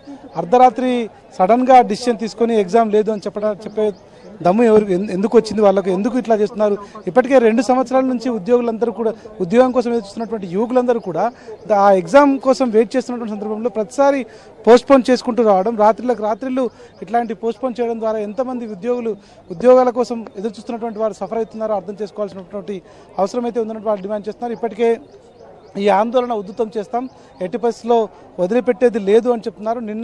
మొన్నటి వరకు బీహార్, యూపీకి పరిమితమైనటువంటి ఈ ఆందోళన ఇవాళ తెలంగాణకు, తెలుగు రాష్ట్రాలకు కూడా తాకే అవకాశం కనిపిస్తోంది. ఎందుకంటే గుంటూరు, విజయవాడకు కూడా రేపు వెళ్ళి అక్కడ నిరసన ప్రదర్శనలు చేస్తామని చెప్తున్నారు. ఈ నెల 20న ఢిల్లీకి కూడా వెళ్ళి అక్కడ నిరసన ప్రదర్శన చేస్తామని చెప్తున్నారు. ఇప్పటికే మాకు వయస్సు పైబడుతూ ఉంది, వయసు అయిపోతూ ఉంది. ఆర్మీలో ఉద్యోగం చేయాలన్నటువంటి మా కోరిక నెరవేరకుండానే ఇప్పటికే 44 మంది ఆత్మహత్య చేసుకున్నటువంటి సంఘటన తెలంగాణలో. మొత్తం 33,450 మంది ఈ ఎగ్జామ్ కోసం ప్రిపేర్ అవుతున్నటువంటి సందర్భంలో సడన్గా ఆ ఎగ్జామ్ని పోస్ట్పోన్ చేయడం, అనేక రకాలుగా అనేక కారణాలతో కోవిడ్ దృష్ట్యా 2 సంవత్సరాల నుంచి వెయిట్ చేస్తున్నటువంటి సందర్భంలో, ఏజ్ కూడా బారైతున్నటువంటి సందర్భంలో వాళ్ళు పట్టించుకోకుండా ఇట్లా వ్యవహరిస్తున్నటువంటి పరిస్థితి అయితే కనిపిస్తుంది. దీనిలో కేంద్ర ప్రభుత్వం అలసత్వం చాలా స్పష్టంగా కనిపిస్తున్నటువంటి నేపథ్యంలో పదే మేము విజ్ఞప్తి చేస్తున్నప్పటికీ వాళ్ళు కనీసం దాన్ని అర్థం చేసుకోకుండా ఒంటెత్తు పొగలతో వెళ్తున్నారు. రాష్ట్రాలను కాకుండా కేంద్ర ప్రభుత్వం ఏర్పడ్డప్పటి నుంచి 7 సంవత్సరాల కాలంలో అనేక రకాలుగా ఉద్యోగ అవకాశాలు కల్పిస్తామని చెప్పినప్పటికీ కేవలం ఇలాంటి ఉద్యోగాలు కల్పించకుండా వాళ్ళందరినీ పూర్తి స్థాయిలో మభ్యపెట్టే పరిస్థితి అయితే కనిపిస్తుందన్నటువంటిది అభిప్రాయం వ్యక్తం చేస్తున్నారు. ప్రస్తుతానికైతే రైల్వే స్టేషన్లో యథావిధిగా ఆందోళన కొనసాగుతుంది. రైళ్ల పట్టాలపైనే ఉండి పూర్తి స్థాయిలో వారి ఆందోళన అయితే కొనసాగిస్తున్నారు. ఇప్పటికే పోలీసులు కూడా దీని పట్ల ఉన్నతాధికారులకు సమాచారం ఇచ్చినా ఎవరికి కూడా ఆ ఆర్మీ రిక్రూట్మెంట్ బోర్డుకు సంబంధించిన వాళ్ళు కానీ, సికింద్రాబాద్లో ఉన్నటువంటి ఆర్మీ కార్యాలయానికి సంబంధించినటువంటి వారు కానీ వారి చేతిలో ఏం ఉండదు కాబట్టి ఎట్లాంటి స్పందన లేదు. కానీ మేమైతే యథావిధిగా ఆందోళన కొనసాగిస్తామన్నటువంటిది ఇటు యువకులు ఇక్కడికి వచ్చినటువంటి విద్యార్థులందరూ కూడా చెప్తున్నటువంటి పరిస్థితి. ఉదయం 8 గంటల నుంచి వాళ్ళంతా కూడా ఇక్కడే ఉండి నిరసన తెలియజేస్తున్నారు. ఓవైపు రాష్ట్ర ప్రభుత్వం మంత్రి కేటీఆర్ చేసినటువంటి దాన్ని కూడా స్వాగతిస్తున్నారు. ఇట్టి పరిస్థితుల్లో మాకు రాష్ట్ర ప్రభుత్వం అండగా ఉంటుందనేటువంటిది వాళ్ళు నమ్ముతున్నటువంటి నేపథ్యంలో కేటీఆర్ ట్వీట్ చేసి మంత్రి కేటీఆర్ ఇచ్చినటువంటి హామీ మేరకు వాళ్ళు దాన్ని స్వాగతిస్తున్నటువంటి పరిస్థితి కనిపిస్తూ ఉంది. రాష్ట్రంలో ఉన్నటువంటి బీజేపీ నాయకులు, కేంద్ర మంత్రిగా ఉన్నటువంటి కిషన్ రెడ్డికి కూడా అనేక మార్లు, నిజామాబాద్ ఎంపీ అరవింద్కు, బండి సంజయ్కి కూడా అనేక మార్లు మేము మా విన్నపాన్ని విన్నవించాం. కానీ వాళ్ళు ఎప్పుడు కూడా పట్టించుకున్న పాపాన పోలేదు. కానీ గతంలో బీహార్లో ఉన్నటువంటి ఒక ఎంపీ పార్లమెంట్ సాక్షిగా దీన్ని రేస్ చేసినటువంటి సంగతి. కానీ కనీసం వీళ్ళు దీని గురించి మాట్లాడలేదు. ఎట్టి పరిస్థితుల్లో వారిని మేము ఉపేక్షించాం. మా ఆందోళన అయితే కొనసాగుతోంది. ప్రజాస్వామ్యబద్ధంగా శాంతియుత మార్గం అనేటువంటిది మాత్రం యువకులు చెప్తున్నటువంటి పరిస్థితి కనిపిస్తోంది. Venkat. Thank you very much Bhaskar. ఇంకా నిరసన కొనసాగుతున్నది. అగ్నిపథ్ రద్దు చేసేంత వరకు, అదేవిధంగా పాత రిక్రూట్మెంట్ కంటిన్యూ చేసేంత వరకు తమ ఆందోళన విరమించలేదు. ఈ ఆందోళన సికింద్రాబాద్, హైదరాబాద్ పరిమితం కాకుండా రేపు ఢిల్లీ వరకు, ఢిల్లీకి ఆ సెగ తాకే అవకాశం ఉంది. ఆ సెగ తాకిస్తామని కూడా ఉద్యోగార్థులు, అభ్యర్థులు వారు హెచ్చరిస్తున్నారు. ఒక ముఖ్యమైన అంశం సోషల్ మీడియాలో ట్రోల్ అవుతుంది. బండి సంజయ్, భారతీయ జనతా పార్టీ రాష్ట్ర అధ్యక్షుడు బండి సంజయ్ ఇవాళ జరుగుతున్న పోరాటానికి, సికింద్రాబాద్లో జరుగుతున్న నిరసనకి రాజకీయాలకు ముడి పెడితే తీవ్రమైన పరిణామాలు ఎదుర్కోవాల్సి వస్తుందని అభ్యర్థులు సీరియస్గా హెచ్చరిస్తున్నారు. ఒక ఈ అంశం డిబేట్ కంటిన్యూలో భాగంగా బయట కూడా వస్తుంది, బయట కూడా విందాం. రైట్, మురళి గారు ఏం చెప్తారు? రాజకీయాలకు ఈ నిరసనకు ముడి పెడతారా? మన రాజకీయ నాయకులు వాళ్ళ అవకాశాల కోసం ఎంత నీచానికైనా దిగజారటంలో సిద్ధంగా ఉంటారు మన దగ్గర. ముఖ్యంగా ఇవాళ జరుగుతున్న అల్లర్లు మనం చూస్తున్నాం కదా. సికింద్రాబాద్లో జరుగుతున్న అల్లర్లకి కొంతమంది రాజకీయ నాయకులు ట్వీట్ చేశారు. నేను ఇందాక చూడటం జరిగింది వాటిని. వాళ్ళు ఏం చెప్తారు, ఈ అన్నీ నడిపిస్తుంది టీఆర్ఎస్ పార్టీ వాళ్ళని చెప్పి వాళ్ళు ఆరోపణలు చేస్తారు. వాళ్ళు అక్కడి నుంచోని ఎవరు బీజేపీ వాళ్ళు చేస్తారని చెప్పి కొంతమంది చెబుతున్నారు. అసలు రాజకీయ నాయకులు ప్రమేయం ఏందండి? టీఆర్ఎస్ వాళ్ళు బీజేపీ చేస్తే, టీఆర్ఎస్ చేస్తే బీహార్లో ఎవరు చేయించారు? బీహార్లో, ఉత్తరప్రదేశ్లో ఎవరు టీఆర్ఎస్ వాళ్ళు చేయించారా పోయి అక్కడ? ఈ అర్థం పర్థం లేని ఆరోపణలు చేస్తూ రాజకీయ నాయకులు, ఇంకా ఒక మాజీ ఎంపీ కూడా ఒక ఆయన ట్వీట్ చేశాడు, ఈ రకమైన రాజకీయాలు తీసుకురావద్దు. రాజకీయాలు ఇది అభ్యర్థుల కడుపు మంట మాత్రమే. ఇది రాజకీయాలతో దీనికి ఎటువంటి సంబంధం లేదు. ఓఎన్ఆర్ గారు అభ్యర్థుల కడుపు మంటను ఎట్లా చూస్తారు మీరు? మీ దాంట్లో కూడా స్క్రోలింగ్ వస్తుంది. ఇప్పుడు కేటీఆర్ గారు 2 విషయాలు చెప్పినారు, చాలా ముఖ్యమైన అంశాలు అవి.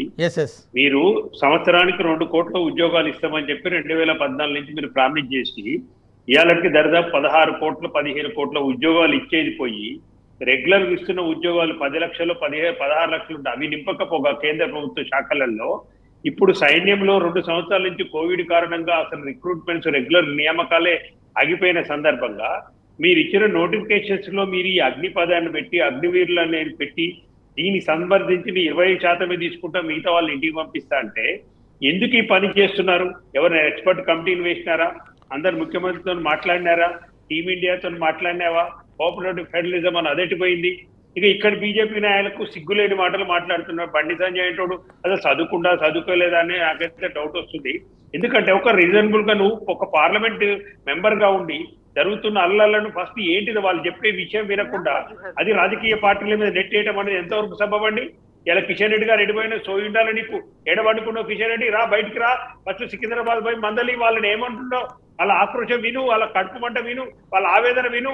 ఇంటికాడ వండుకోవడం కాదు, పోయి సికింద్రాబాద్ కూర్చోసుకొని ఇది చేసేది పోయి వాళ్ళకు నువ్వు చేసిన అన్యాయానికి వాళ్ళు తీవ్రంగా వ్యతిరేకత వెలుగుస్తుంటే, వ్యతిరేక ప్రదర్శనలు చేస్తుంటే, హింసా మార్గంలో యువకులు పోతుంటే నువ్వు చేయవలసిన పనేని కిషన్ రెడ్డి గారు? నువ్వు సికింద్రాబాద్ ఎంపీ అది మర్చిపోతున్నావు. ఇప్పుడు జరుగుతున్న ఆందోళనలో సికింద్రాబాద్ రైల్వే స్టేషన్ లో జరుగుతున్నాయి. నీ నియోజకవర్గంలో ఉందా రైల్వే స్టేషన్? ఎక్కడికి పోయినావు? ఏడబడుకున్నావు? కిషన్ రెడ్డి గారు రండి, బయటికి రండి. ఫస్ట్ వచ్చి సికింద్రాబాద్ స్టేషన్ వెళ్ళండి. నీ నియోజకవర్గం అది. నీ నియోజకవర్గంలో దాడులు జరుగుతున్నాయి, నీ నియోజకవర్గంలో నిరసన ప్రదర్శనలు జరుగుతున్నాయి. నువ్వు ఎక్కడో పోయి కూర్చుంటే కాదు. నీ నియోజకవర్గంలో ప్రజలు వస్తున్నప్పుడు నువ్వు ఎడిపోయినావు. ఇది గట్టిగా అడగవలసిన అవసరం ఉంది. బీజేపీ నాయకులు బయటకు రావాలి, మాట్లాడాలి. ఇళ్లలో పండుకోవడం కాదు, ఒట్టి నినాదాలు, శుష్క నినాదాలు ఇవ్వటం కాదు. శుష్క హామీలు ఇస్తే కూడా ప్రజలు ఎవరు ఊరుకోరు, యువత ఎవరు ఊరుకోరు అనేది స్పష్టం. ఇది అనవసర అగ్నిపథ్ అనే పథకం అనవసర భారమని BJP MP Varun Gandhi comment చేశారు. అగ్ని పరీక్ష పెట్టొద్దు, నో ర్యాంక్ నో పెన్షన్, 4 ఏళ్ల తర్వాత యువత భవిష్యత్తుకు భరోసా లేదని కాంగ్రెస్ సీనియర్ నేత రాహుల్ గాంధీ అన్నారు. అసంతృప్తిలో యువతను నెట్టివేయొద్దని ఢిల్లీ సీఎం కేజ్రీవాల్ వ్యాఖ్యానించారు. అదేవిధంగా అగ్గిలో దూకే విధంగా ఇలాంటి నిర్ణయాలు తీసుకోవద్దని ఎస్పీ అధినేత అఖిలేష్ యాదవ్ వ్యాఖ్యానించారు. వెంటనే ఈ పథకాన్ని వెనక్కి తీసుకోవాలి, జాతి ప్రయోజనాలకు విరుద్ధంగా ఉన్న అగ్నిపథ్ పథకాన్ని వెంటనే రద్దు చేయాలని వామపక్షాలు పెద్దపెట్టున డిమాండ్ చేస్తున్నాయి. ఎస్ మురళి గారు, వాళ్ళ దేశమంతా ఒకటవుతుంది, దేశమంతా కలిసేట్టుగా చేయాల్సిన పని ఇది.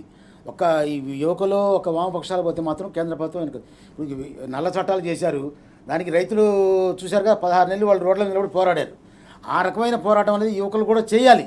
చేసి ఆ చట్టాలను వీళ్ళు చేసిన అగ్నివీర్ ఆ స్కీమ్ని అదొక స్కామ్లా కాకుండా వెనక్కు తీసుకునేట్టుగా వీళ్ళు పోరాటం చేయాల్సిన అవసరం ఉంది. ఒక విషయం నేను ఇక్కడ చెప్పదలుచుకున్నాను సూటిగా మీ ద్వారా, ఏమంటే బీజేపీ కానివ్వండి, కాంగ్రెస్ పార్టీ కానివ్వండి, ఈ రెండు దేశాన్ని పరిపాలించిన ఈ పార్టీలు పరిపాలనలో, ప్రజారంజక పాలనలో విఫలమైపోయాయి. వీటికి ప్రజలతో అవసరం లేదు. వీళ్ళు ఇప్పుడు మన ఇందాక ఓఎన్ఆర్ గారు చెప్పినట్టు రక్షణ రంగంలో విదేశీ పెట్టుబడులు తెచ్చి పెడుతున్నారు. అసలు ఒకప్పుడు రక్షణ రంగంలో చాలా కీలకమైంది అది. అసలు విదేశాలు రాని వరకు ఒకప్పుడు అయితే వీళ్ళు నిర్భయంగా విదేశాలు తెచ్చుకుంటున్నారు అన్నీ. ఇలాంటి పోవాలంటే ఖచ్చితంగా మనకి ఒక ప్రత్యామ్నాయ శక్తి అనేది కావాలి, ఒక పోరాట శక్తి కావాలి. మరి ఇది ఎవరు వస్తారో మనం చూడాలండి. ఇది ఒక్క పార్టీ నమ్మడం లేదు, అన్ని పార్టీలు కలిసికట్టుగా ఈ విషయం మీద పోరాడాలి. అది ఆ చట్టాలను ఉపసంహరించుకోవాలి. అగ్నిపథం అనేది వీళ్ళు వెనక్కి తీసుకున్నట్టుగా పోరాడితే కానీ ఈ అగ్ని కీలలు చల్లారు. లేకపోతే మాత్రం భవిష్యత్ అనేది చాలా కష్టమైపోతుంది. యువకులకే కాదు, దేశ భవిష్యత్తు కూడా కష్టమే. రైట్, ఇంకా ఆందోళనలు కొనసాగుతూనే ఉన్నాయి. తాజాగా హైదరాబాద్ మెట్రో రైలు సర్వీసులను రద్దు చేస్తున్నట్టు ఇప్పుడే వార్తలు కూడా అందాయి. ఎంఎంటీఎస్ రైలు ఇప్పటికే రద్దయిపోయాయి. నిజంగా కూడా హైదరాబాద్ సికింద్రాబాద్లో ఈ తరహా ఆందోళన ఉంటుందని ఎవరు కూడా ఊహించలేదు. యువత సంబంధించిన ఆగ్రహం ఒక్కసారిగా పెళ్ళుబుకింది. ఆ నిరసన అనేది ప్రత్యక్షంగా ఇప్పుడు సికింద్రాబాద్ రైల్వే స్టేషన్ సాక్షిగా, సికింద్రాబాద్ రైల్వే పట్టాల సాక్షిగా యువత నిరసన మనం చూస్తున్నాం. గతంలో ఉన్న రిక్రూట్మెంట్ ఎందుకు ఆపారు, అగ్నిపథ్ ముసుగులో ఎందుకు ఇలాంటి నిబంధనలు పెట్టారనేది యువత పెద్దపెట్టున డిమాండ్ చేస్తుంది. అగ్నిపథ్ పథకం రద్దు చేసేంత వరకు నిరసనలు ఆగేది లేదని దేశవ్యాప్తంగా యువత ఒక మంట మండుతోంది. అంతేకాదు అనేక రాజకీయ పక్షాలు, విపక్షాలన్నీ కూడా ఒక్కతాటిపై వచ్చి ఈ అగ్నిపథ్ను వాపసు తీసుకోవాలి, లోపాల పుట్టగా అగ్నిపథ్ ఉంది, దీన్ని వెంటనే రద్దు చేయాలని పెద్దపెట్టున డిమాండ్ చేస్తున్నాయి. రైట్, ఓఎన్ఆర్ గారు, నిజంగా కూడా ఇవాళ దేశమంతగా అట్టుడికిపోతుంది. వామపక్షాలు తర్వాత విపక్షాలన్నీ కూడా ఒక్కటవుతున్నాయి. అంటే రైతు చట్టాల తరహాలో కేంద్రం ఈ పథకాన్ని విత్డ్రా చేసుకునే అవకాశం ఉందంటే ఏం చెప్తారు? ఇప్పుడు వాస్తవానికి ఏంటంటే, ఇప్పుడు పోరాటాలు చేసి ఇంత పెద్ద నేను బలవంతుని, నా ఛాతి 54 ఇంచులు 73 ఇంచులు అని చెప్పుకునే మోడీ గొప్పతనాన్ని రైతులు మెడలు వంచి కిందికి వంచి క్షమాపణ చెప్పించారు. రైతులు 365 రోజులు, ఒక్క సంవత్సరం పాటు ఎండనక వాననక చల్లనక కరోనా టైంలో కూడా ఫ్యామిలీస్తో, కుటుంబ సభ్యులతో, అందరితో వచ్చి ఢిల్లీ సరిహద్దుల్లో పోరాటం చేసి వాళ్ళు మోడీ తలకాయ వంచినారు, మెడ వంచినారు, ఛాతిని ఎమ్మటే కుదింపజేసినారు. కాబట్టి ఇది ఏంటంటే ఒక సిగ్గులేని ప్రభుత్వంగా పరిపాలన సాగుతుంది. ఇలా దున్నపోతు మీద వర్షం పడ్డట్టు ఎంతమంది చెప్పినా వాళ్ళు ఇప్పుడు వరుణ్ గాంధీ అంటే ఆయన ఎవరండి? టీఆర్ఎస్ ఎంపీ కాదు కదా, ఆయన కాంగ్రెస్ ఎంపీ కాదు కదా, మీ ఎంపీనే కదా, మీ ఎంపీనే మాట్లాడుతున్నాడు కదా. మీ ఎంపీ మాట్లాడినే మీరు వినరు ఎందుకు? సుబ్రహ్మణ్య స్వామి ఎంపీకి ఉన్నప్పుడు ఆయన మాట్లాడి వినరు. మీ గవర్నర్ సత్యపాల్ మాలిక్ చెప్పినాడు, ఏం చెప్పినాడు? బీజేపీ మొత్తం పాలన మొత్తం అవినీతి పాలమైందని ఆయన గోవా గవర్నర్ చేసి, జమ్మూ కాశ్మీర్ గవర్నర్ చేసి, ప్రస్తుతం మేఘాలయ గవర్నర్ కూడా ఆయన చెప్తున్నాడు. కాబట్టి ఇప్పుడు భారతదేశంలో రైతులు వివక్షకు గురవుతున్నారు, వాళ్ళు పోరాటం చేయాల్సి వస్తుంది. కార్మికులు లేబర్ కూడా బిల్లులు తెచ్చి అన్యాయంగా కార్మికులే 10 గంటలు మొత్తం కూడా పెంచినారు. మూడవది, ఇప్పుడు పేదలు అధిక ధరలతో కొట్లాడలేక వాళ్ళు చేస్తున్నారు. జీవనాలు మొత్తం కూడా పడిపోయినాయి, జీడిపి పడిపోయింది, ఉద్యోగాలు లేవు. ఈ సందర్భంలో మీరు ఇచ్చే కనీస ఉద్యోగాలకు కూడా మీరు ఒక అగ్నిపథాన్ని కొత్త పథకం పెట్టి ఈ విధంగా యువత యొక్క నిరసనలు ఎదుర్కొంటున్నారు. కాబట్టి మీరు ఆలోచన చేయండి. అసలు 8 ఏళ్ళు ఒక్క నిమిషం ఒక రిక్రూట్మెంట్ లేదండి. నా ఒక మాటలో చెప్పండి, టైం కూడా అవుతుంది. జై జవాన్ జై కిసాన్ అనే నినాదాన్ని గాలి వదిలేశారా? జై కిసాన్ అనేది గాలి వదిలేశారు, అది దాని విలువ తీసేశారు. మళ్ళీ జై జవాన్ కూడా అదే పెట్టుకుంటారు. ఇప్పుడు ఒక్క నిమిషం ఓనాడు కూడా చెప్తారు. ఇప్పుడు 8 ఏళ్ళు అయింది ఇది మన మోదీ గారి గవర్నమెంట్ వచ్చి. 8 ఏళ్లలో ప్రతి ఒక్క సంవత్సరం ఏదో ఒక నిరసనే, ఎవరో ఒకరు అన్ఎంప్లాయీస్ కావచ్చు, ఈ ఉద్యోగస్తులు కావచ్చు, ఎవరైనా కావచ్చు, నిరసనతోనే గడిచిపోతుంది 8 సంవత్సరాలు. ఇంకా వీళ్ళు ప్రశాంతంగా ఎప్పుడు పరిపాలిస్తారు నరసింహారెడ్డి గారు? రైట్ రైట్ రైట్ రైట్ ఉండదండి. వాళ్ళకొక్కడైనా అలజడి కావాలి. కాశ్మీర్లో ఒక లొల్లి, మహారాష్ట్రలో ఒక గొడవ, కర్ణాటకలో ఒక గొడవ, మన దగ్గర ఒక గొడవ, అక్కడ లౌడ్ స్పీకర్లు, ఇక్కడనేమో మసీదులు తవ్వటం, రకరకాలతో జాతిని మొత్తం విభజన చేయటము, విద్వేష రాజకీయాలు, విభజన రాజకీయాలు తప్పితే బీజేపీ పార్లమెంట్ పరిపాలన లేదు. ఇప్పుడు పరిపాలిస్తున్న ఇద్దరు గురించి ఒక మాట చెప్తాను నేను. ఇప్పుడు పరిపాలిస్తున్న మోడీ గారు కానీ అమిత్ షా గారు హోంమంత్రిగా ఉన్నప్పుడు, ఆయన గుజరాత్ లో ఉన్నప్పుడు నగర బహిష్కరణకు గురైండు. 2.5 సంవత్సరాలు జైల్లో ఉన్నాడు. నేర చరిత్ర గల నాయకులు ఇలా దేశాన్ని పరిపాలిస్తున్నప్పుడు ఇంతకంటే మనం ఎక్కువ ఊహించడానికి వీల్లేదు. కాబట్టి వీళ్ళు గద్దె దిగిపోవాలి ఫస్ట్. దానికి వ్యతిరేకంగా బీజేపీ వ్యతిరేకంగా ప్లస్ ఒక ప్రత్యామ్నాయ ఎజెండా, జాతీయ ఎజెండాగా, ఒక ప్రజల ఎజెండాగా కేసీఆర్ గారు చెప్పినట్టు ఒక రాజకీయ ప్రత్యామ్నాయము, జాతీయ ప్రజలే ప్రత్యామ్నాయం ఒకటి ముందుకు రావాలి. ఈ నాటకాలన్నీ బంద్ కావాలంటే జాతి మొత్తం కూడా, భారతదేశ ప్రజలందరూ కూడా ఆలోచన చేయాలి.